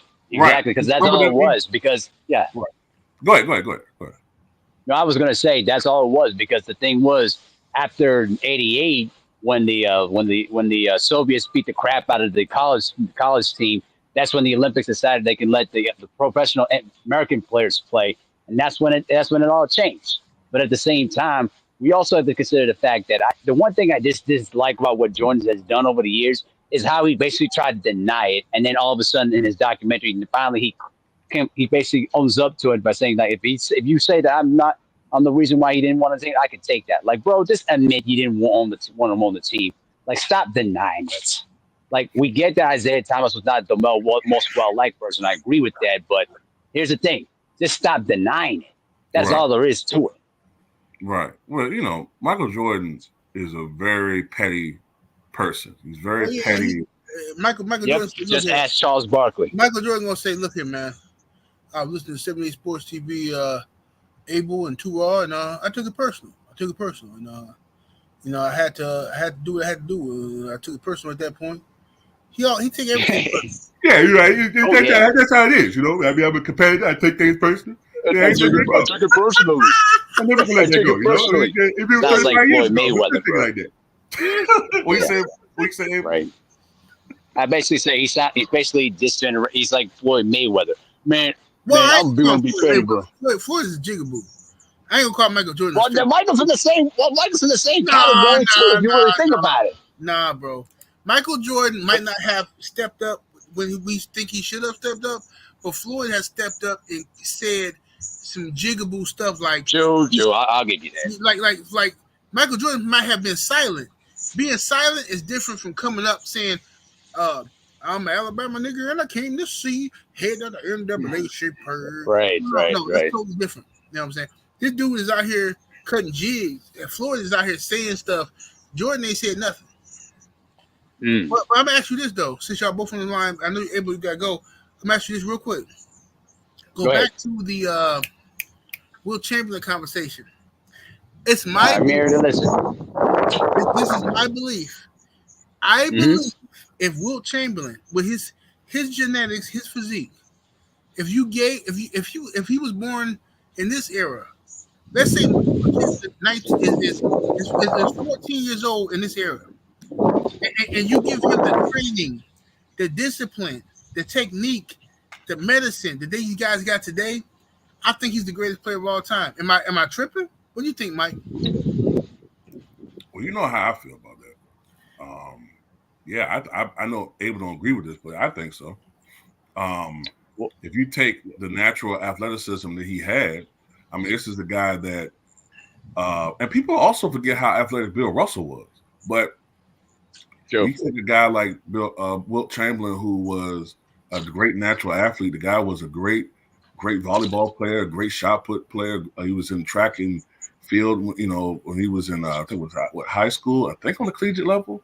I think collegiate when he was in Kansas. But this was a guy that could have been an Olympian athlete in other fields if he chose to. So he wasn't just a baller. He was a great athlete. But I mean, if you just go with the premise that if he was born 60 years later or 70 years later, and he's the same Wilt Chamberlain, but you know, you also got to assume he has the same mental drive and all of the same experiences, whatever. But he just has the advantages of what we have today as far as nutrition and training and some of these other things these guys do. You know, I mean, I think the possibility is there. Yeah, he definitely could be on that level. I mean, the guy was a historically great, like top 0.5% basketball player all the time. And you know, and they're comparing him still, you know, after his career has been over for over 50 years to guys playing today. There still haven't been people who've been able to replicate what he did. Now, you could argue he only played against Bill Russell. He only played against Walt Bellamy. He only played against Zelmo Beatty and Kareem. But then again, you got to remember it was only 8 to 17 teams when he played. So he was going up against these guys instead of just 2 or 4 times a season. He's going up against Bill Russell 16 times. He's going up against, you know, Kareem, you know, 8 times or whatever instead of just 4 times. So it's like, I don't know. I think there's a possibility he could be on that level. Well, let me go to Abel. Abel, what's your thoughts, brother? All right, I'm gonna make this real quick because I gotta go. Here's the thing. I do think that Wilt Chamberlain would be great. Here's the problem. I think that because of the way the game looks now, because of the influence of perimeter shooting, the way that defenses are now is much more fine-tuned than it was back then, I think Wilt would have a hard time. I'm not saying that he would not dominate. He would still have his dominant moments, but I'm saying he would have a hard time trying to, you know, try to like. Let me put it in a better way. Abel, go ahead. One thing real quick. Go ahead. That's what I'm trying to get you to understand, bro. I'm not talking about if you took the Wilt Chamberlain as he was and put him in today's game. I'm saying if you took a young Wilt Chamberlain and raised him with his genetics under today's technology, under today's rules, under today's so you got this big ass dude, and you got today's medicine, today's technology, and you finna teach him how to shoot the jumper. You finna teach him different things. With his athleticism, I believe he would have been possibly the greatest player ever. I'm not saying if you take Wilt from the 1960s and put him in, transform him into today, he gets smoked today for sure. Well, here's the thing, though, 7-8. If you basically have a young Wilt at that time, we don't know how he would have looked based on how his shooting was and how he basically went to the free throw line. I mean, you got to remember, he was one of the worst free throw shooters in NBA history. So basically, if he had the teachings today, he would probably learn how to shoot better and probably be more of a like Victor Wembanyama, but probably much more athletic and much more sound defensively than I would say a young Victor Wembanyama at this stage. So, but I would say that in terms of Wilt today, if it's a younger Wilt, I would say if you give him 2 or 3 years to try to get him in tune with today's NBA, I would say he would dominate. Yeah, he would be dominant. But like I said, he would have to go against other centers that could take him off the dribble. That's all my point. But hey, 7-8, I got to get back to work though, brother. So, Okay, but okay, hey, good brother. Okay, Cable. hey, Hey, thank you. too raw and yeah, absolutely. And in near future, we got to do like a panel debate with Yeah. LVZ, Hey, LVZ, let's do it. BFTV, So and then Ticket and whatever. So whenever yeah, y'all we want to do got it, I'm up. the basketball season coming up, so we definitely gonna do that, brother.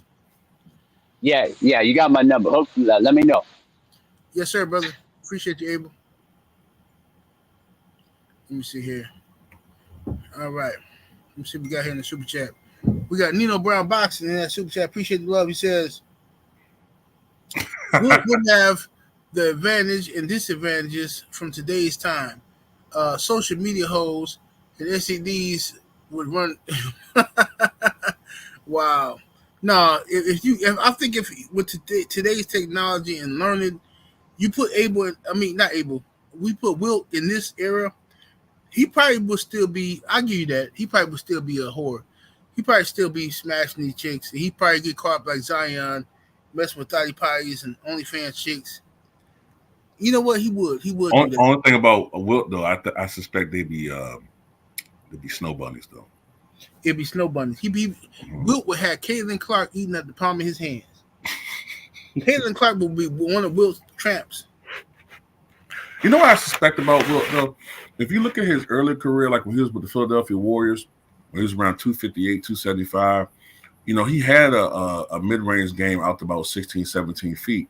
And he shot a little bit better from the free throw line when he was a little bit younger. Not great, but like 62, 63%.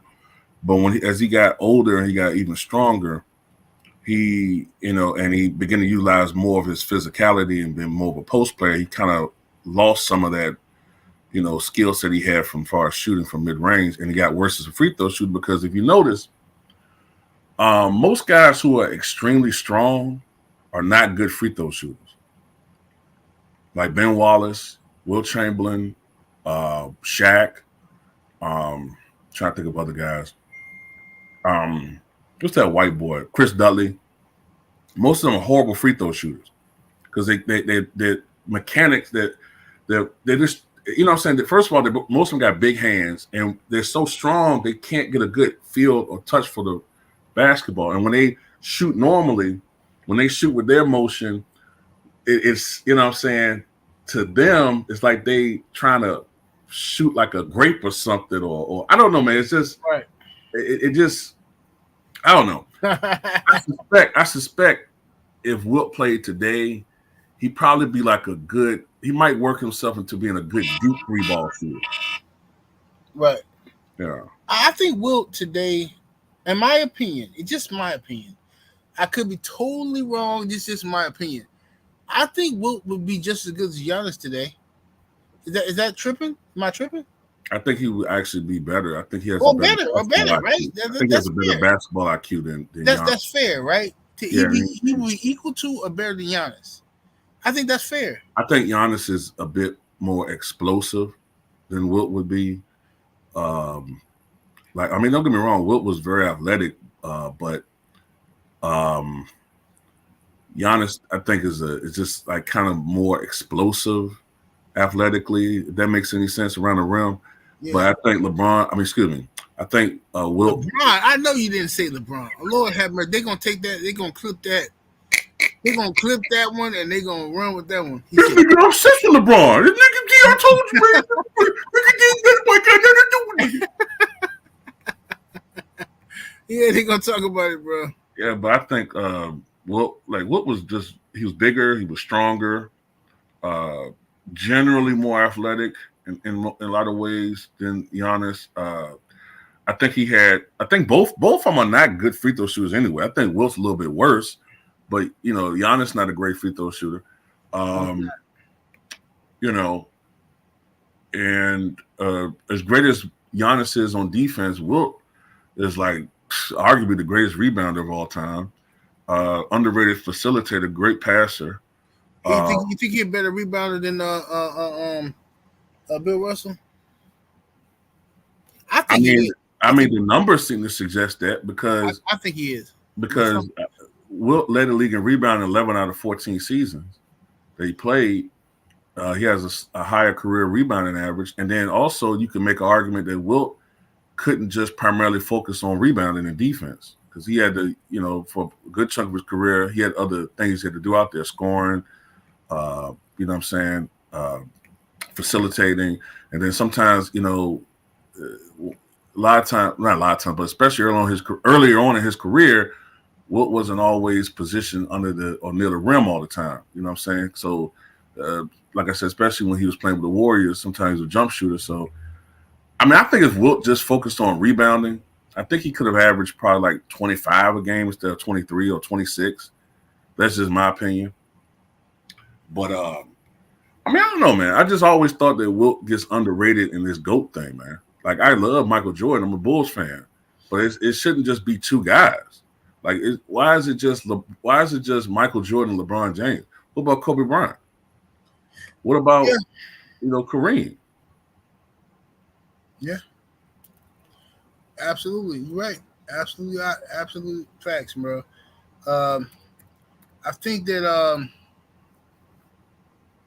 in my opinion, with Wilt Chamberlain's height, size, and strength, everybody love to talk about Shaq's strength.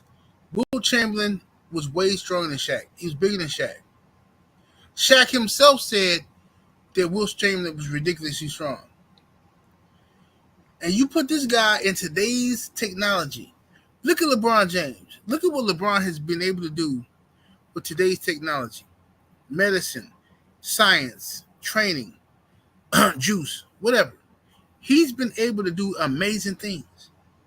You give Wilt Chamberlain that same stuff, Wilt Chamberlain is the best player of all time, in my opinion. I don't know how anybody can disagree with that.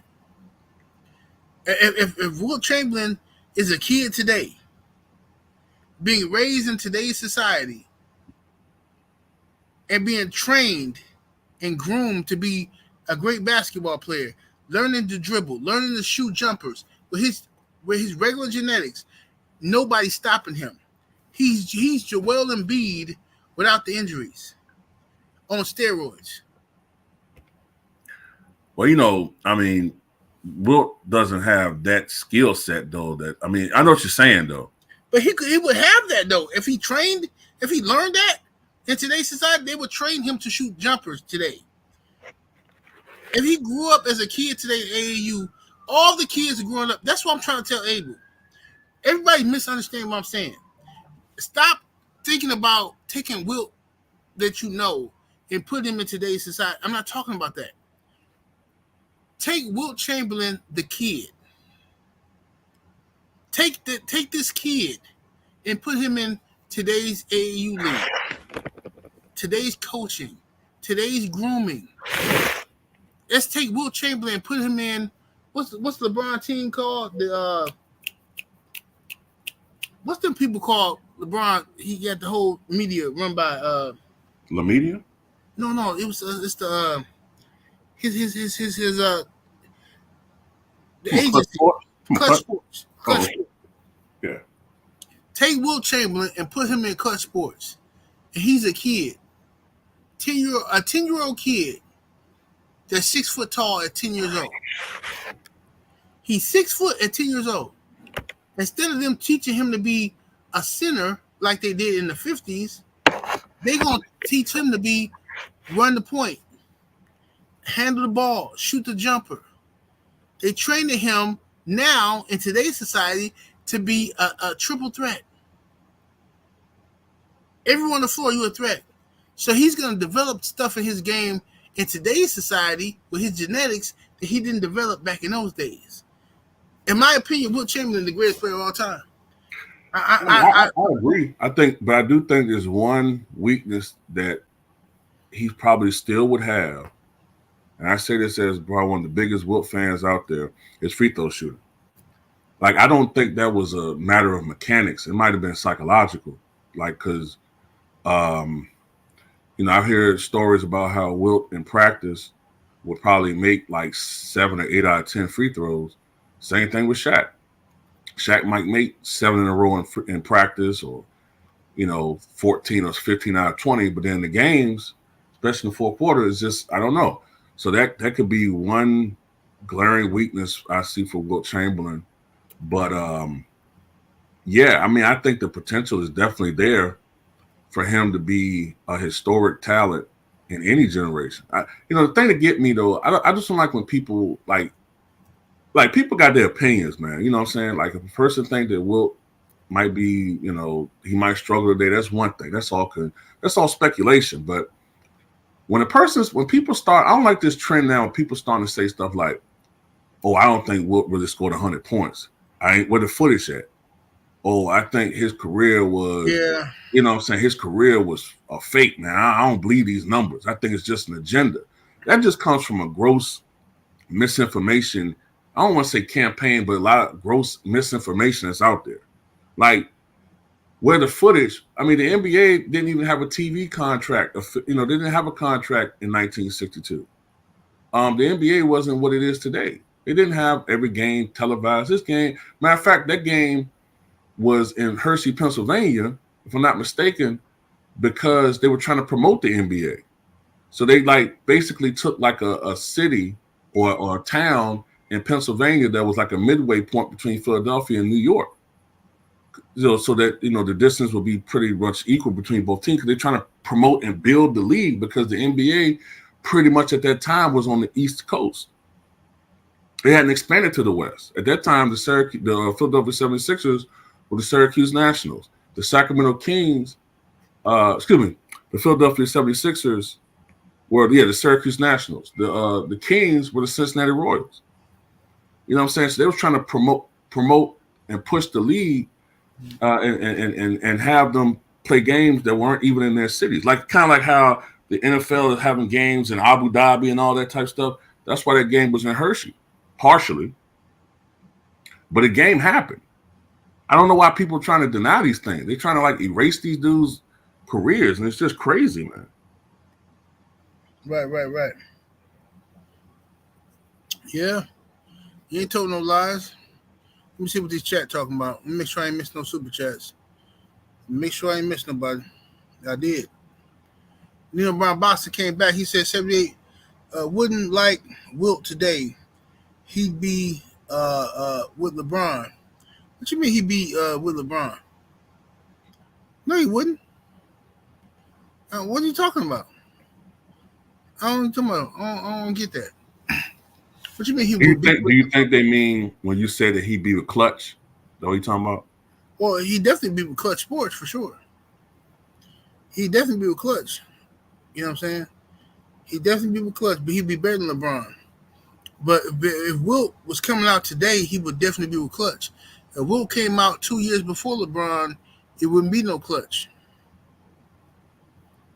Because everybody be jumping on Wilt tip. In my opinion, they be spent. What's up, Autism Boy? What it do? Let me see. What else we got here in the chat? Y'all got any questions? This y'all chance. We got 2 Raw on here. Ask some basketball questions. Wait a minute. Oh, Joe Towns said so. Jordan didn't retire because he was cycling off juice. Absolutely not. That's cap. It's all cap. Complete cap. A lot of people. I don't know why people think Michael Jordan had the natural decline process in his athleticism that all players have.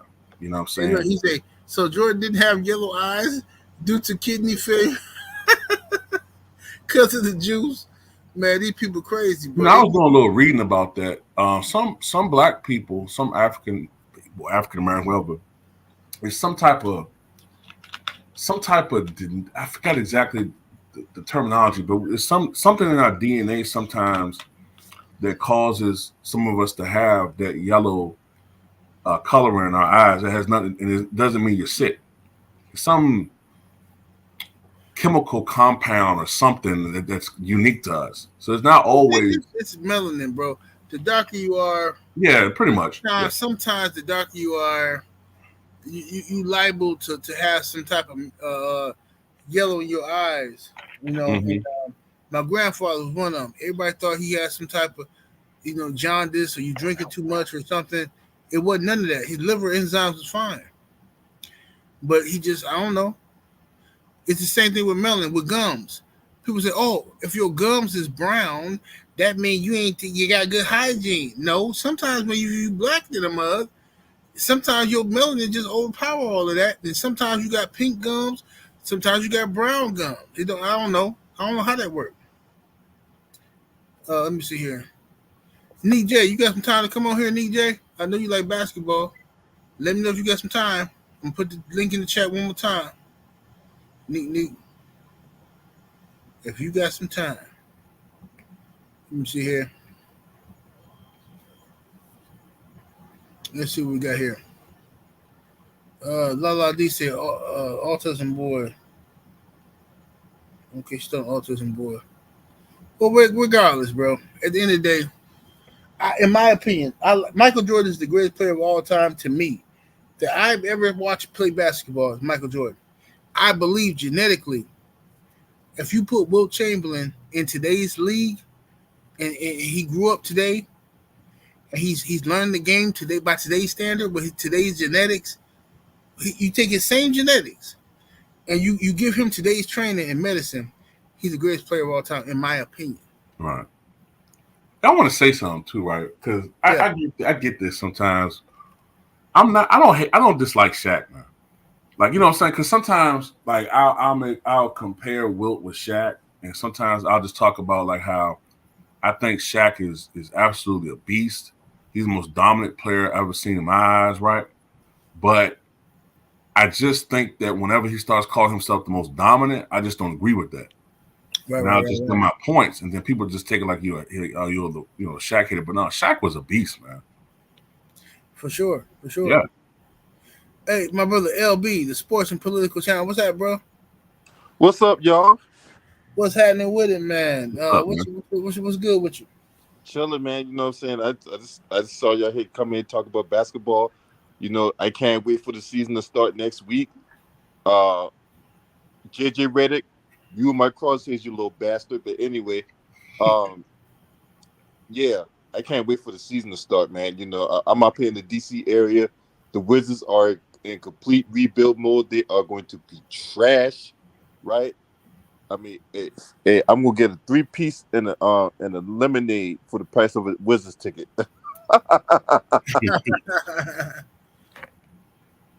Yep. Hey, LB. Oh, go ahead, Go ahead, Mike. Go ahead, Mike. Oh, okay. LB, what do you see for the Wizards this year? Like, what do you think they're gonna do? 12 and let's see, 82 game season. So I see them 12 and 70. 12 and 70. They are going to, man. Look, they got Jordan Poole back in the starting lineup, and we all saw how bad Jordan was last year, bro. Yeah. And for all we know, he might waste his money on Ice Spice again. For all we know, you know, and look, they got Jonas Valanciunas. You know, he's supposed to be like some kind of veteran presence or whatever like that. Don't know how much of a difference maker he gonna be. Not really. They're not gonna be good at all, man. I don't see how this team, this Eastern Conference is stacked. We all know who the usual suspects is: Boston, Philadelphia, Milwaukee, New York. Yeah. Orlando's coming up. Yeah. You got Cleveland. You got maybe the Pacers. You know, the Pacers. They were in the Eastern Conference Finals last year. Yeah. Right. So the Eastern Conference, you can make a case from 1 through 7, right? And Boston's the champ, so they got to be number 1 until somebody knocks them off. That's my part. That's my whole thing. Mm-hmm. They're number 1 until somebody knocks them off.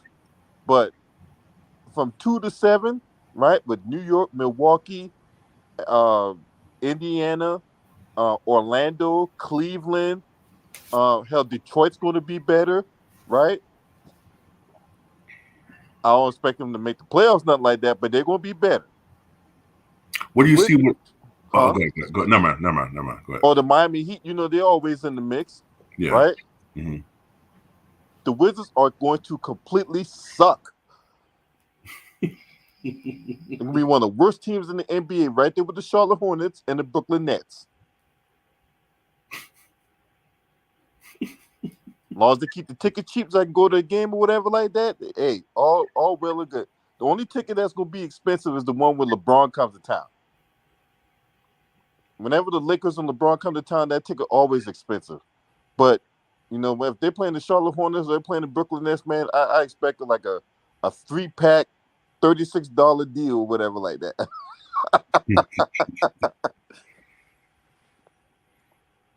Yeah, man. Yeah. I'm looking forward to this upcoming season, man. I'm try to follow as close as I can. I'm interested to see how Klay Thompson performs with the Dallas Mavericks. I read it. I haven't seen any of their games really, but I've been reading that he hasn't been playing very well in the preseason. But preseason is preseason. But I hope that's not a bad omen for things to come for them. Well, see, this is the question. This is the question I got to that. We all know how ball dominant Luka is, and we all know how ball dominant Kyrie is. Yeah. So it's one of them things where they're gonna get theirs, and everybody else got to figure out how they're gonna get theirs, right? Mm-hmm. How's Klay Thompson going to be effective scoring the ball when Kyrie or Luka got to feel like they got to get theirs or whatever? That's gonna be my question. Yeah, because Klay seems like he's the type of dude, and maybe even more so now. He needs touches. He needs touches to get to keep and sustain a rhythm. And if he goes stretches without the ball, man, it might be some brutal cold streaks for him. Plus, he don't give you what he once did pre-injury on the defensive end. So, you know what I'm saying? Like, I just see I'm rooting for Klay, man, but I feel like it's a high bust potential there. You know what I'm saying? Yep. Yeah, Klay. This is, if I'm not mistaken, this is Klay's first year with Dallas, right? Yeah. Yeah. I'm gonna be watching. I'm gonna see. I'm rooting for him. I ain't rooting for him too tough. I mean, if they get to the finals, fine. But I ain't rooting for them to win at all because I want the Bucks to win. You know what I'm saying? But Right. I'm definitely rooting for Klay. I think the Warriors kind of did him dirty, in my opinion. I think Klay at the same time should have took less money to stay with the Warriors. I don't think he should have been demanding too much money because, bro, your productivity hasn't been great. In the same way, I don't feel that. I mean, I love Chris Middleton to death. I talk crazy about him and sound like I don't love him. I love Chris Middleton though, but Chris Middleton, in my opinion, is grossly overpaid by at least $20 million. He's overpaid by at least $20 million a year. I agree with that. I saw Chris Middleton play when he was playing ball out here in South Carolina. He was playing at Porter-Gaud High School. Yeah, Middleton should be making that's the new market we're in now, though. Man. $11 million a year is perfect for Chris Middleton.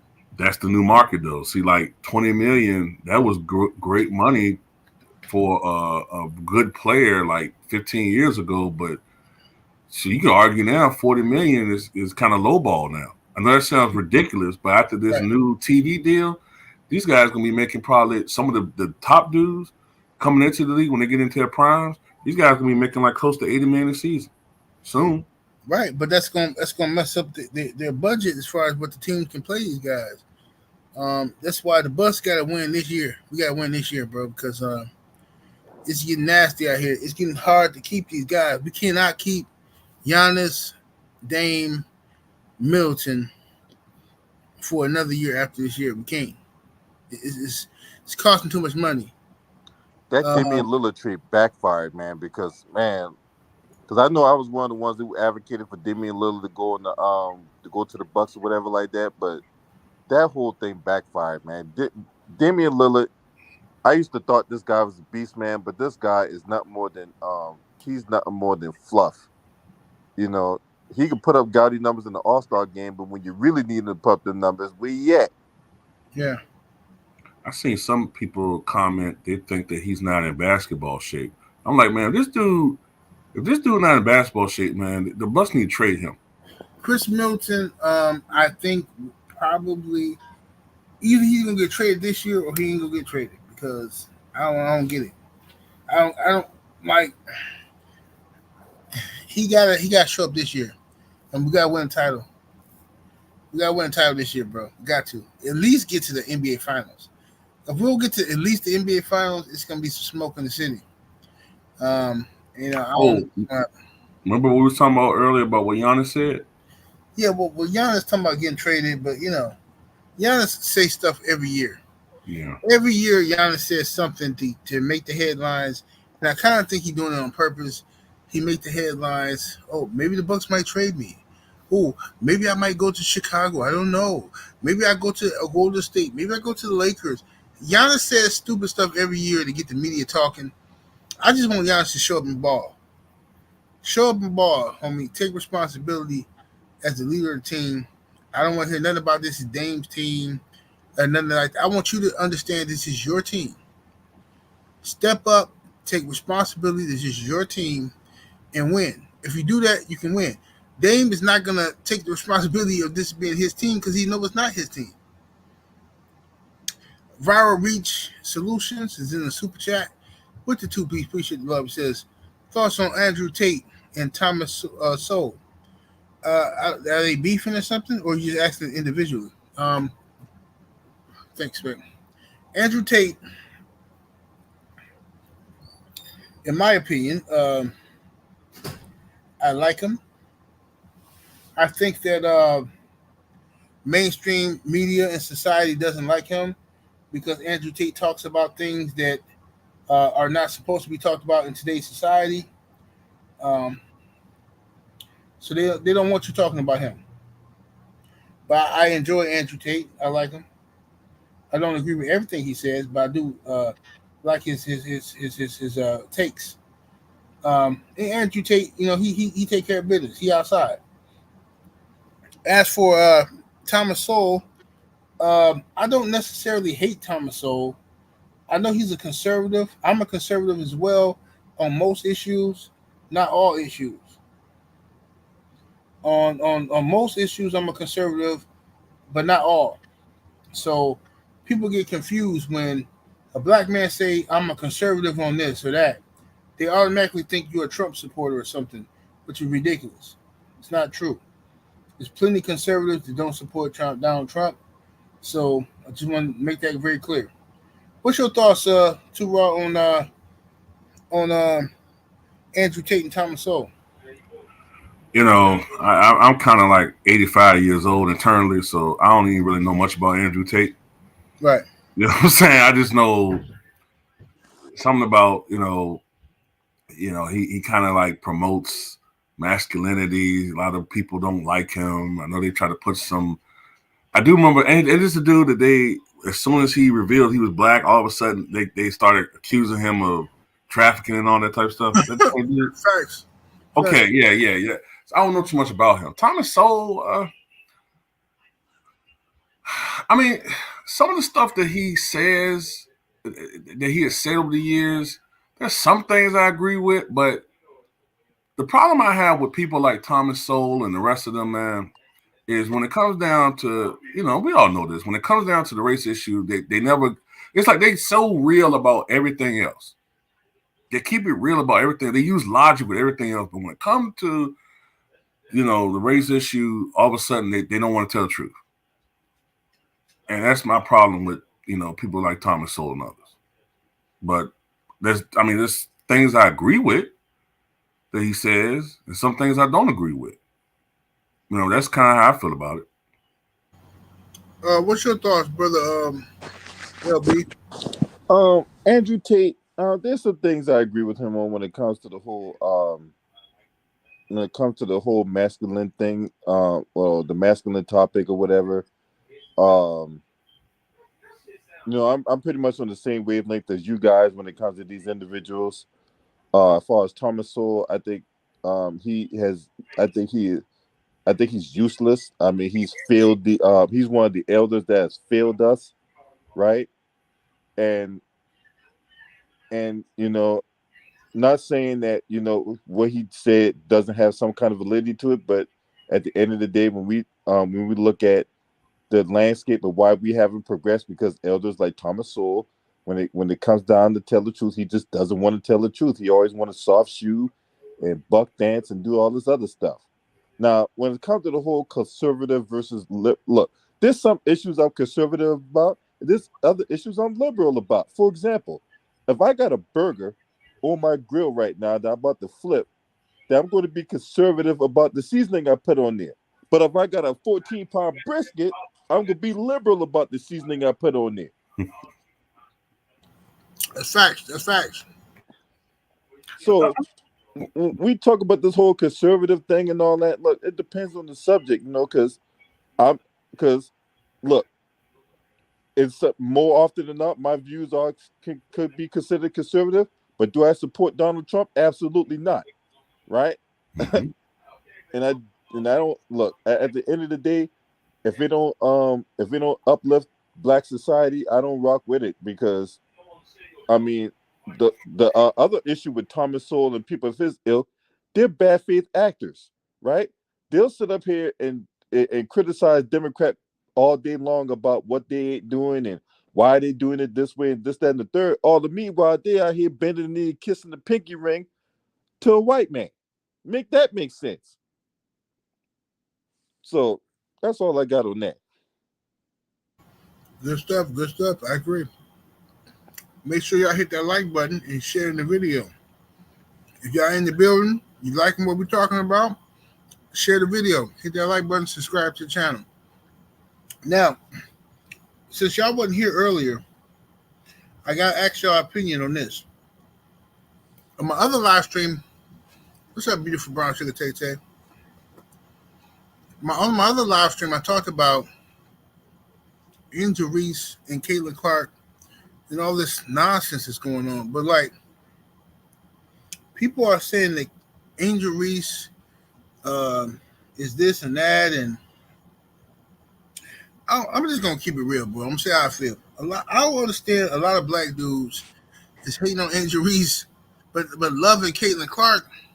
I even had people in my last live stream telling me they think Caitlin Clark looked better than Angel Reese. Now, hold on one second now.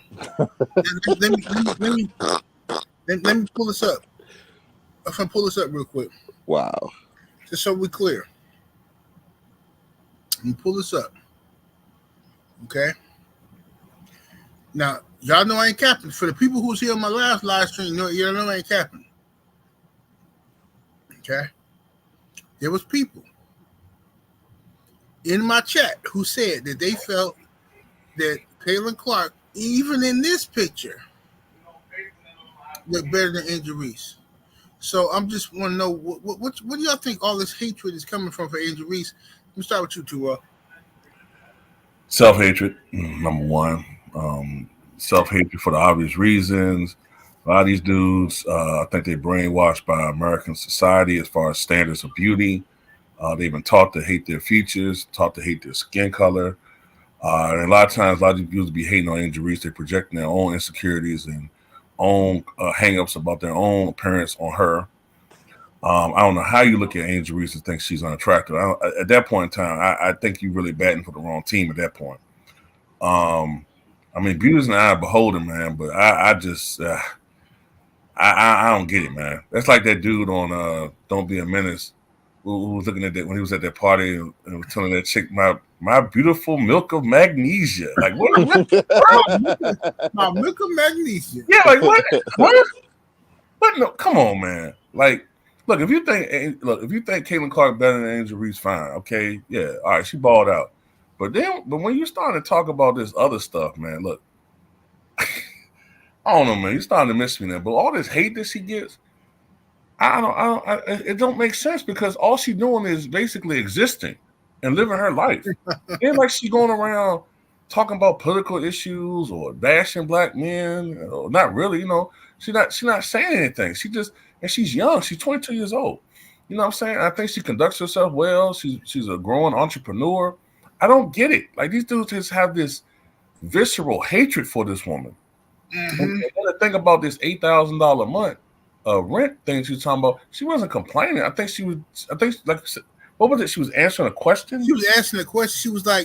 She was expressing to the people that, because see, people were hating on her about, how she's out here shaking and moving, and she's always being seen it's some photo shoot or something, and she doing too much. Than what they say.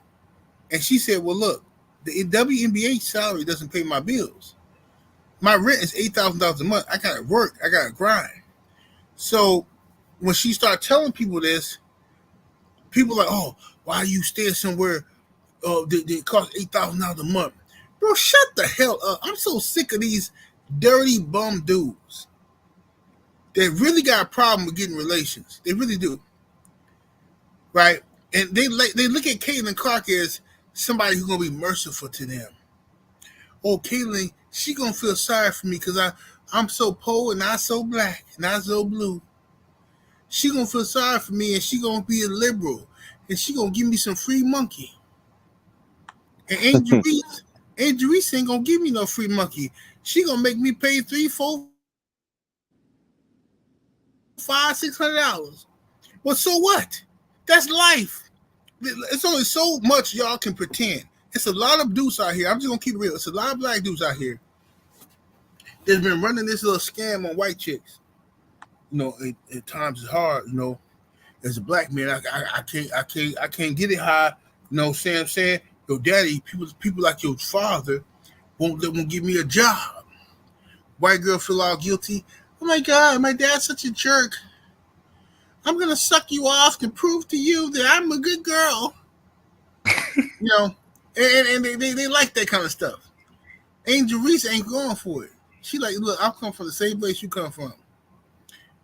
Pay how you weigh. Oh, I don't like her, bro. Yeah, she think too much of herself. Yeah, whatever. Yeah, it is what it is. But whatever. Yeah, I think that's part of it too. I think that's part of it. Like that's the same thing with the sexy red thing. The sexy red phenomenon. These women, to them, visually are attainable.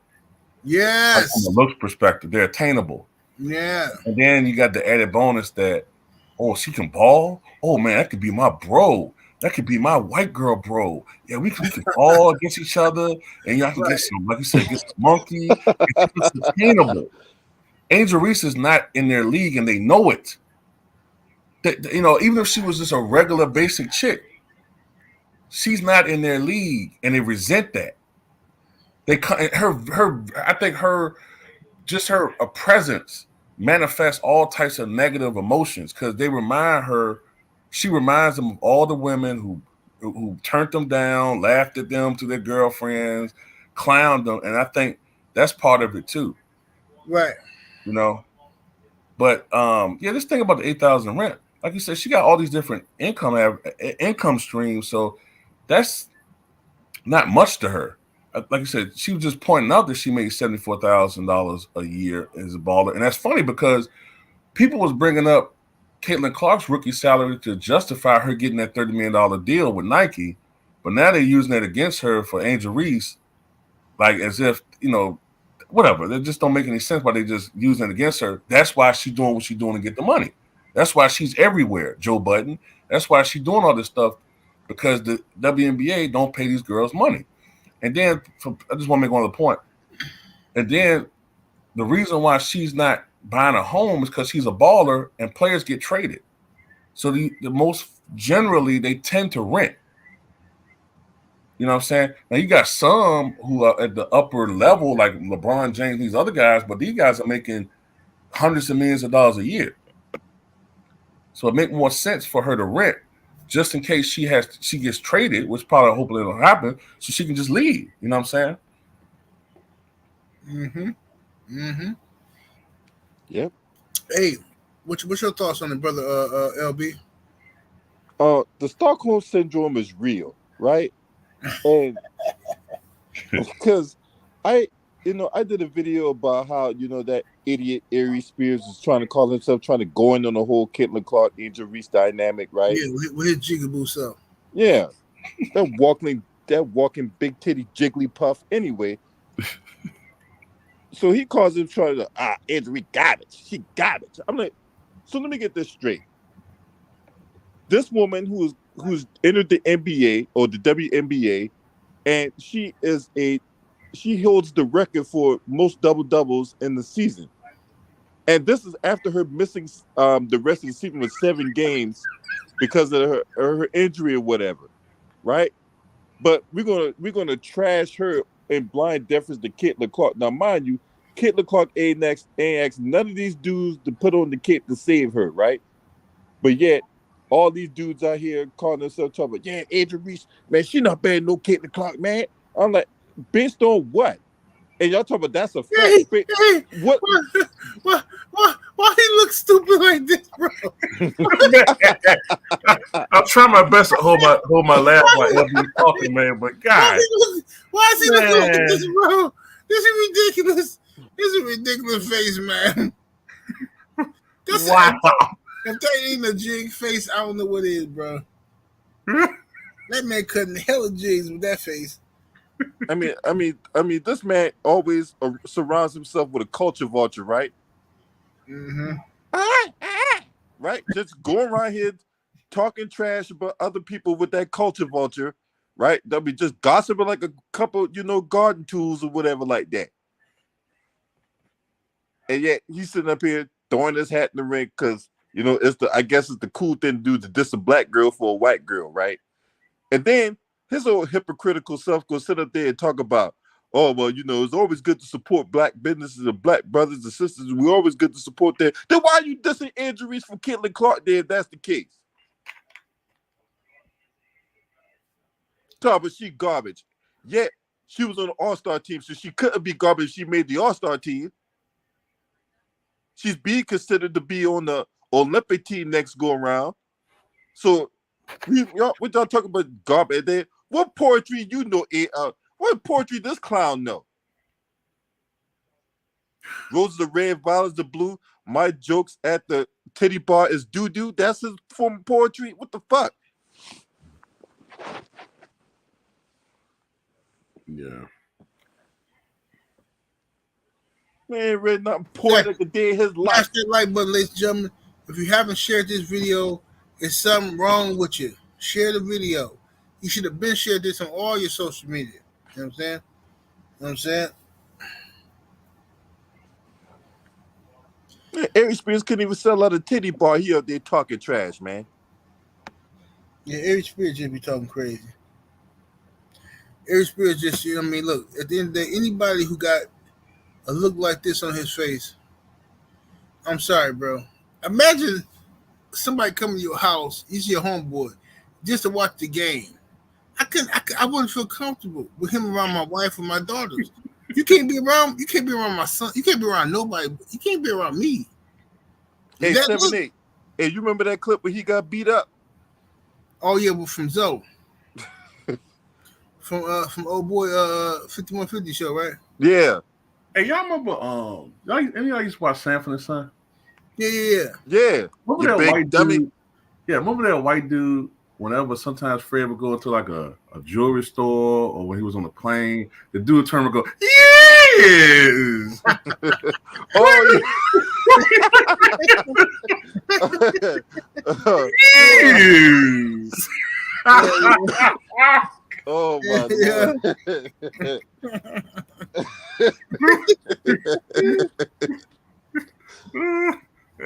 That look real suspect. That's a weird look, man. It's a lot of dudes that I don't understand. Black dudes that just randomly, for no reason, hating on Caitlin Clark. Hating on Angel Reese for Caitlin Clark. I mean, Caitlin Clark can ball. I'm not hating on her. She can hoop. I like Caitlin Clark as a basketball player, but I don't understand why black dudes is making it their business to be the shield of her.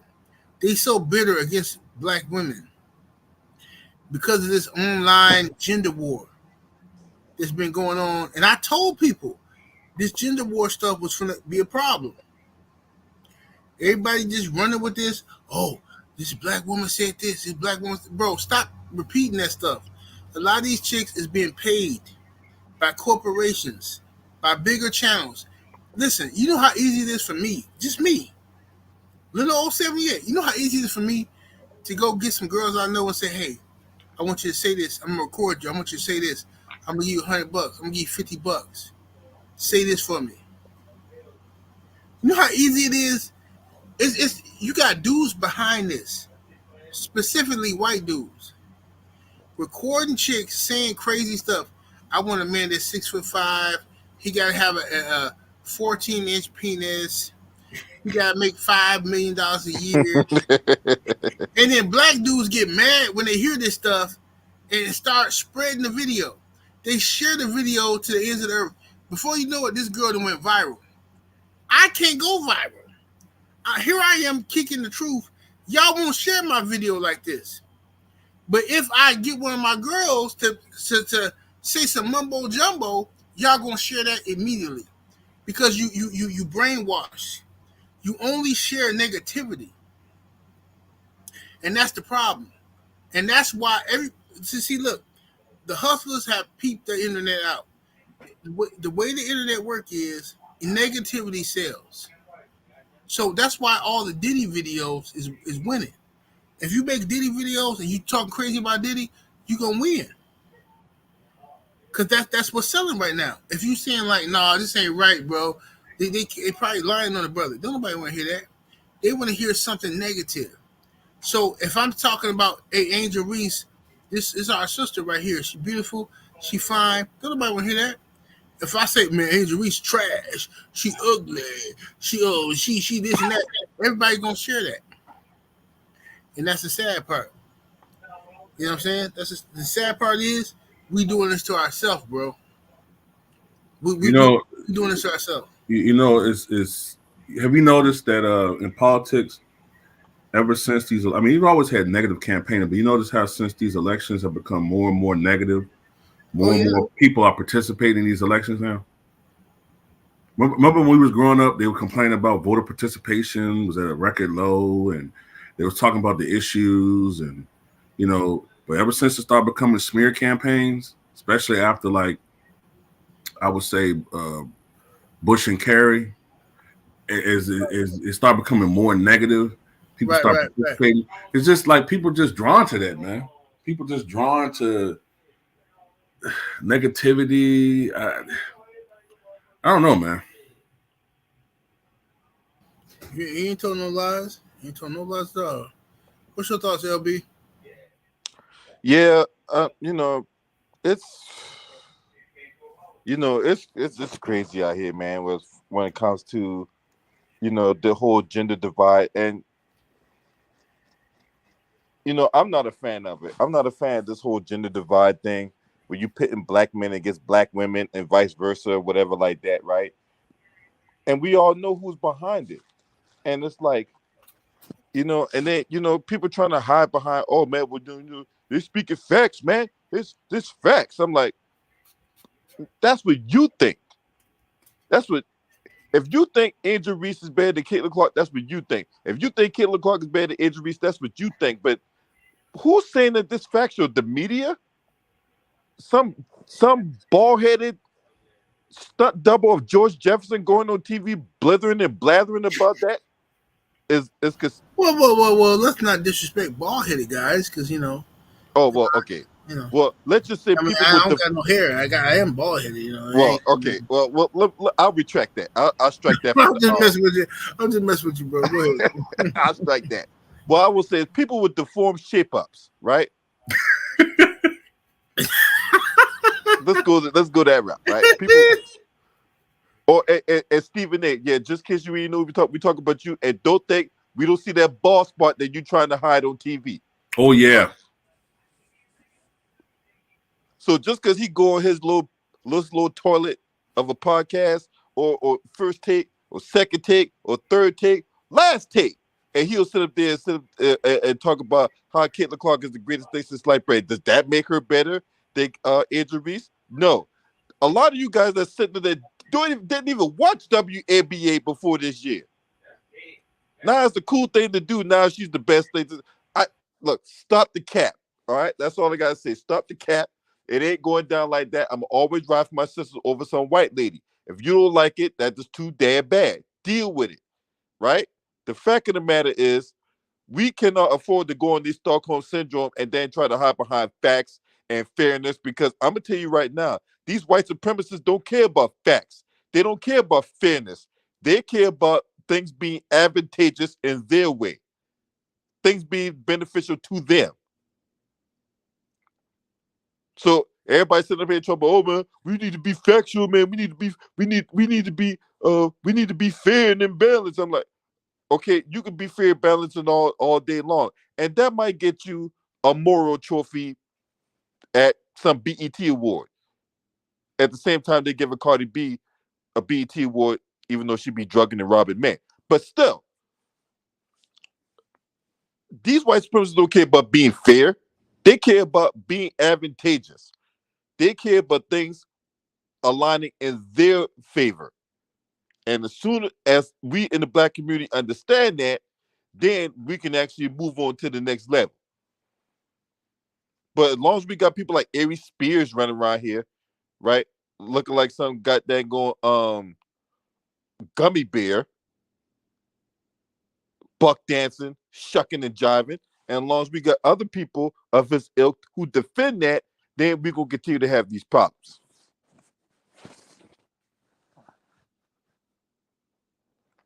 No lies detected. Boxing and Barbecue said, appreciate you 7-8 for stepping up for us brothers that's void of hairlines. I'm trying to tell them, man, you can't just be talking crazy about brothers with no hair. This is how we do. What's up, Sister Shower? I see you in the building, Sister Shower. Yes, indeed. But look, I ain't gonna be on here too long. Too Raw. Tell the people they can find you, bro. Yeah, you can find me on YouTube on my channel, Too Raw for TV.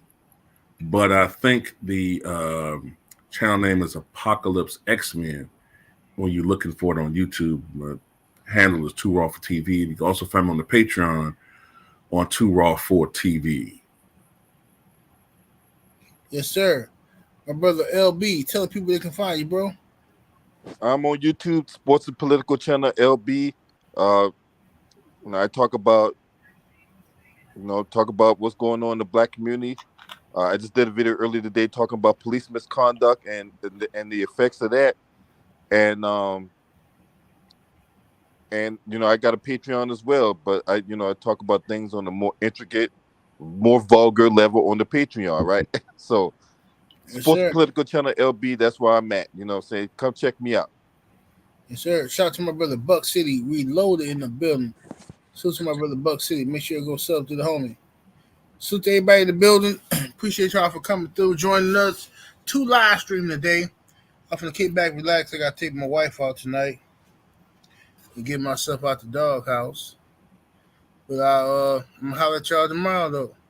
We up out of here. 78 Sports TV. Salute to the mighty LDBC. We up out of here. Deuces. Peace. All right.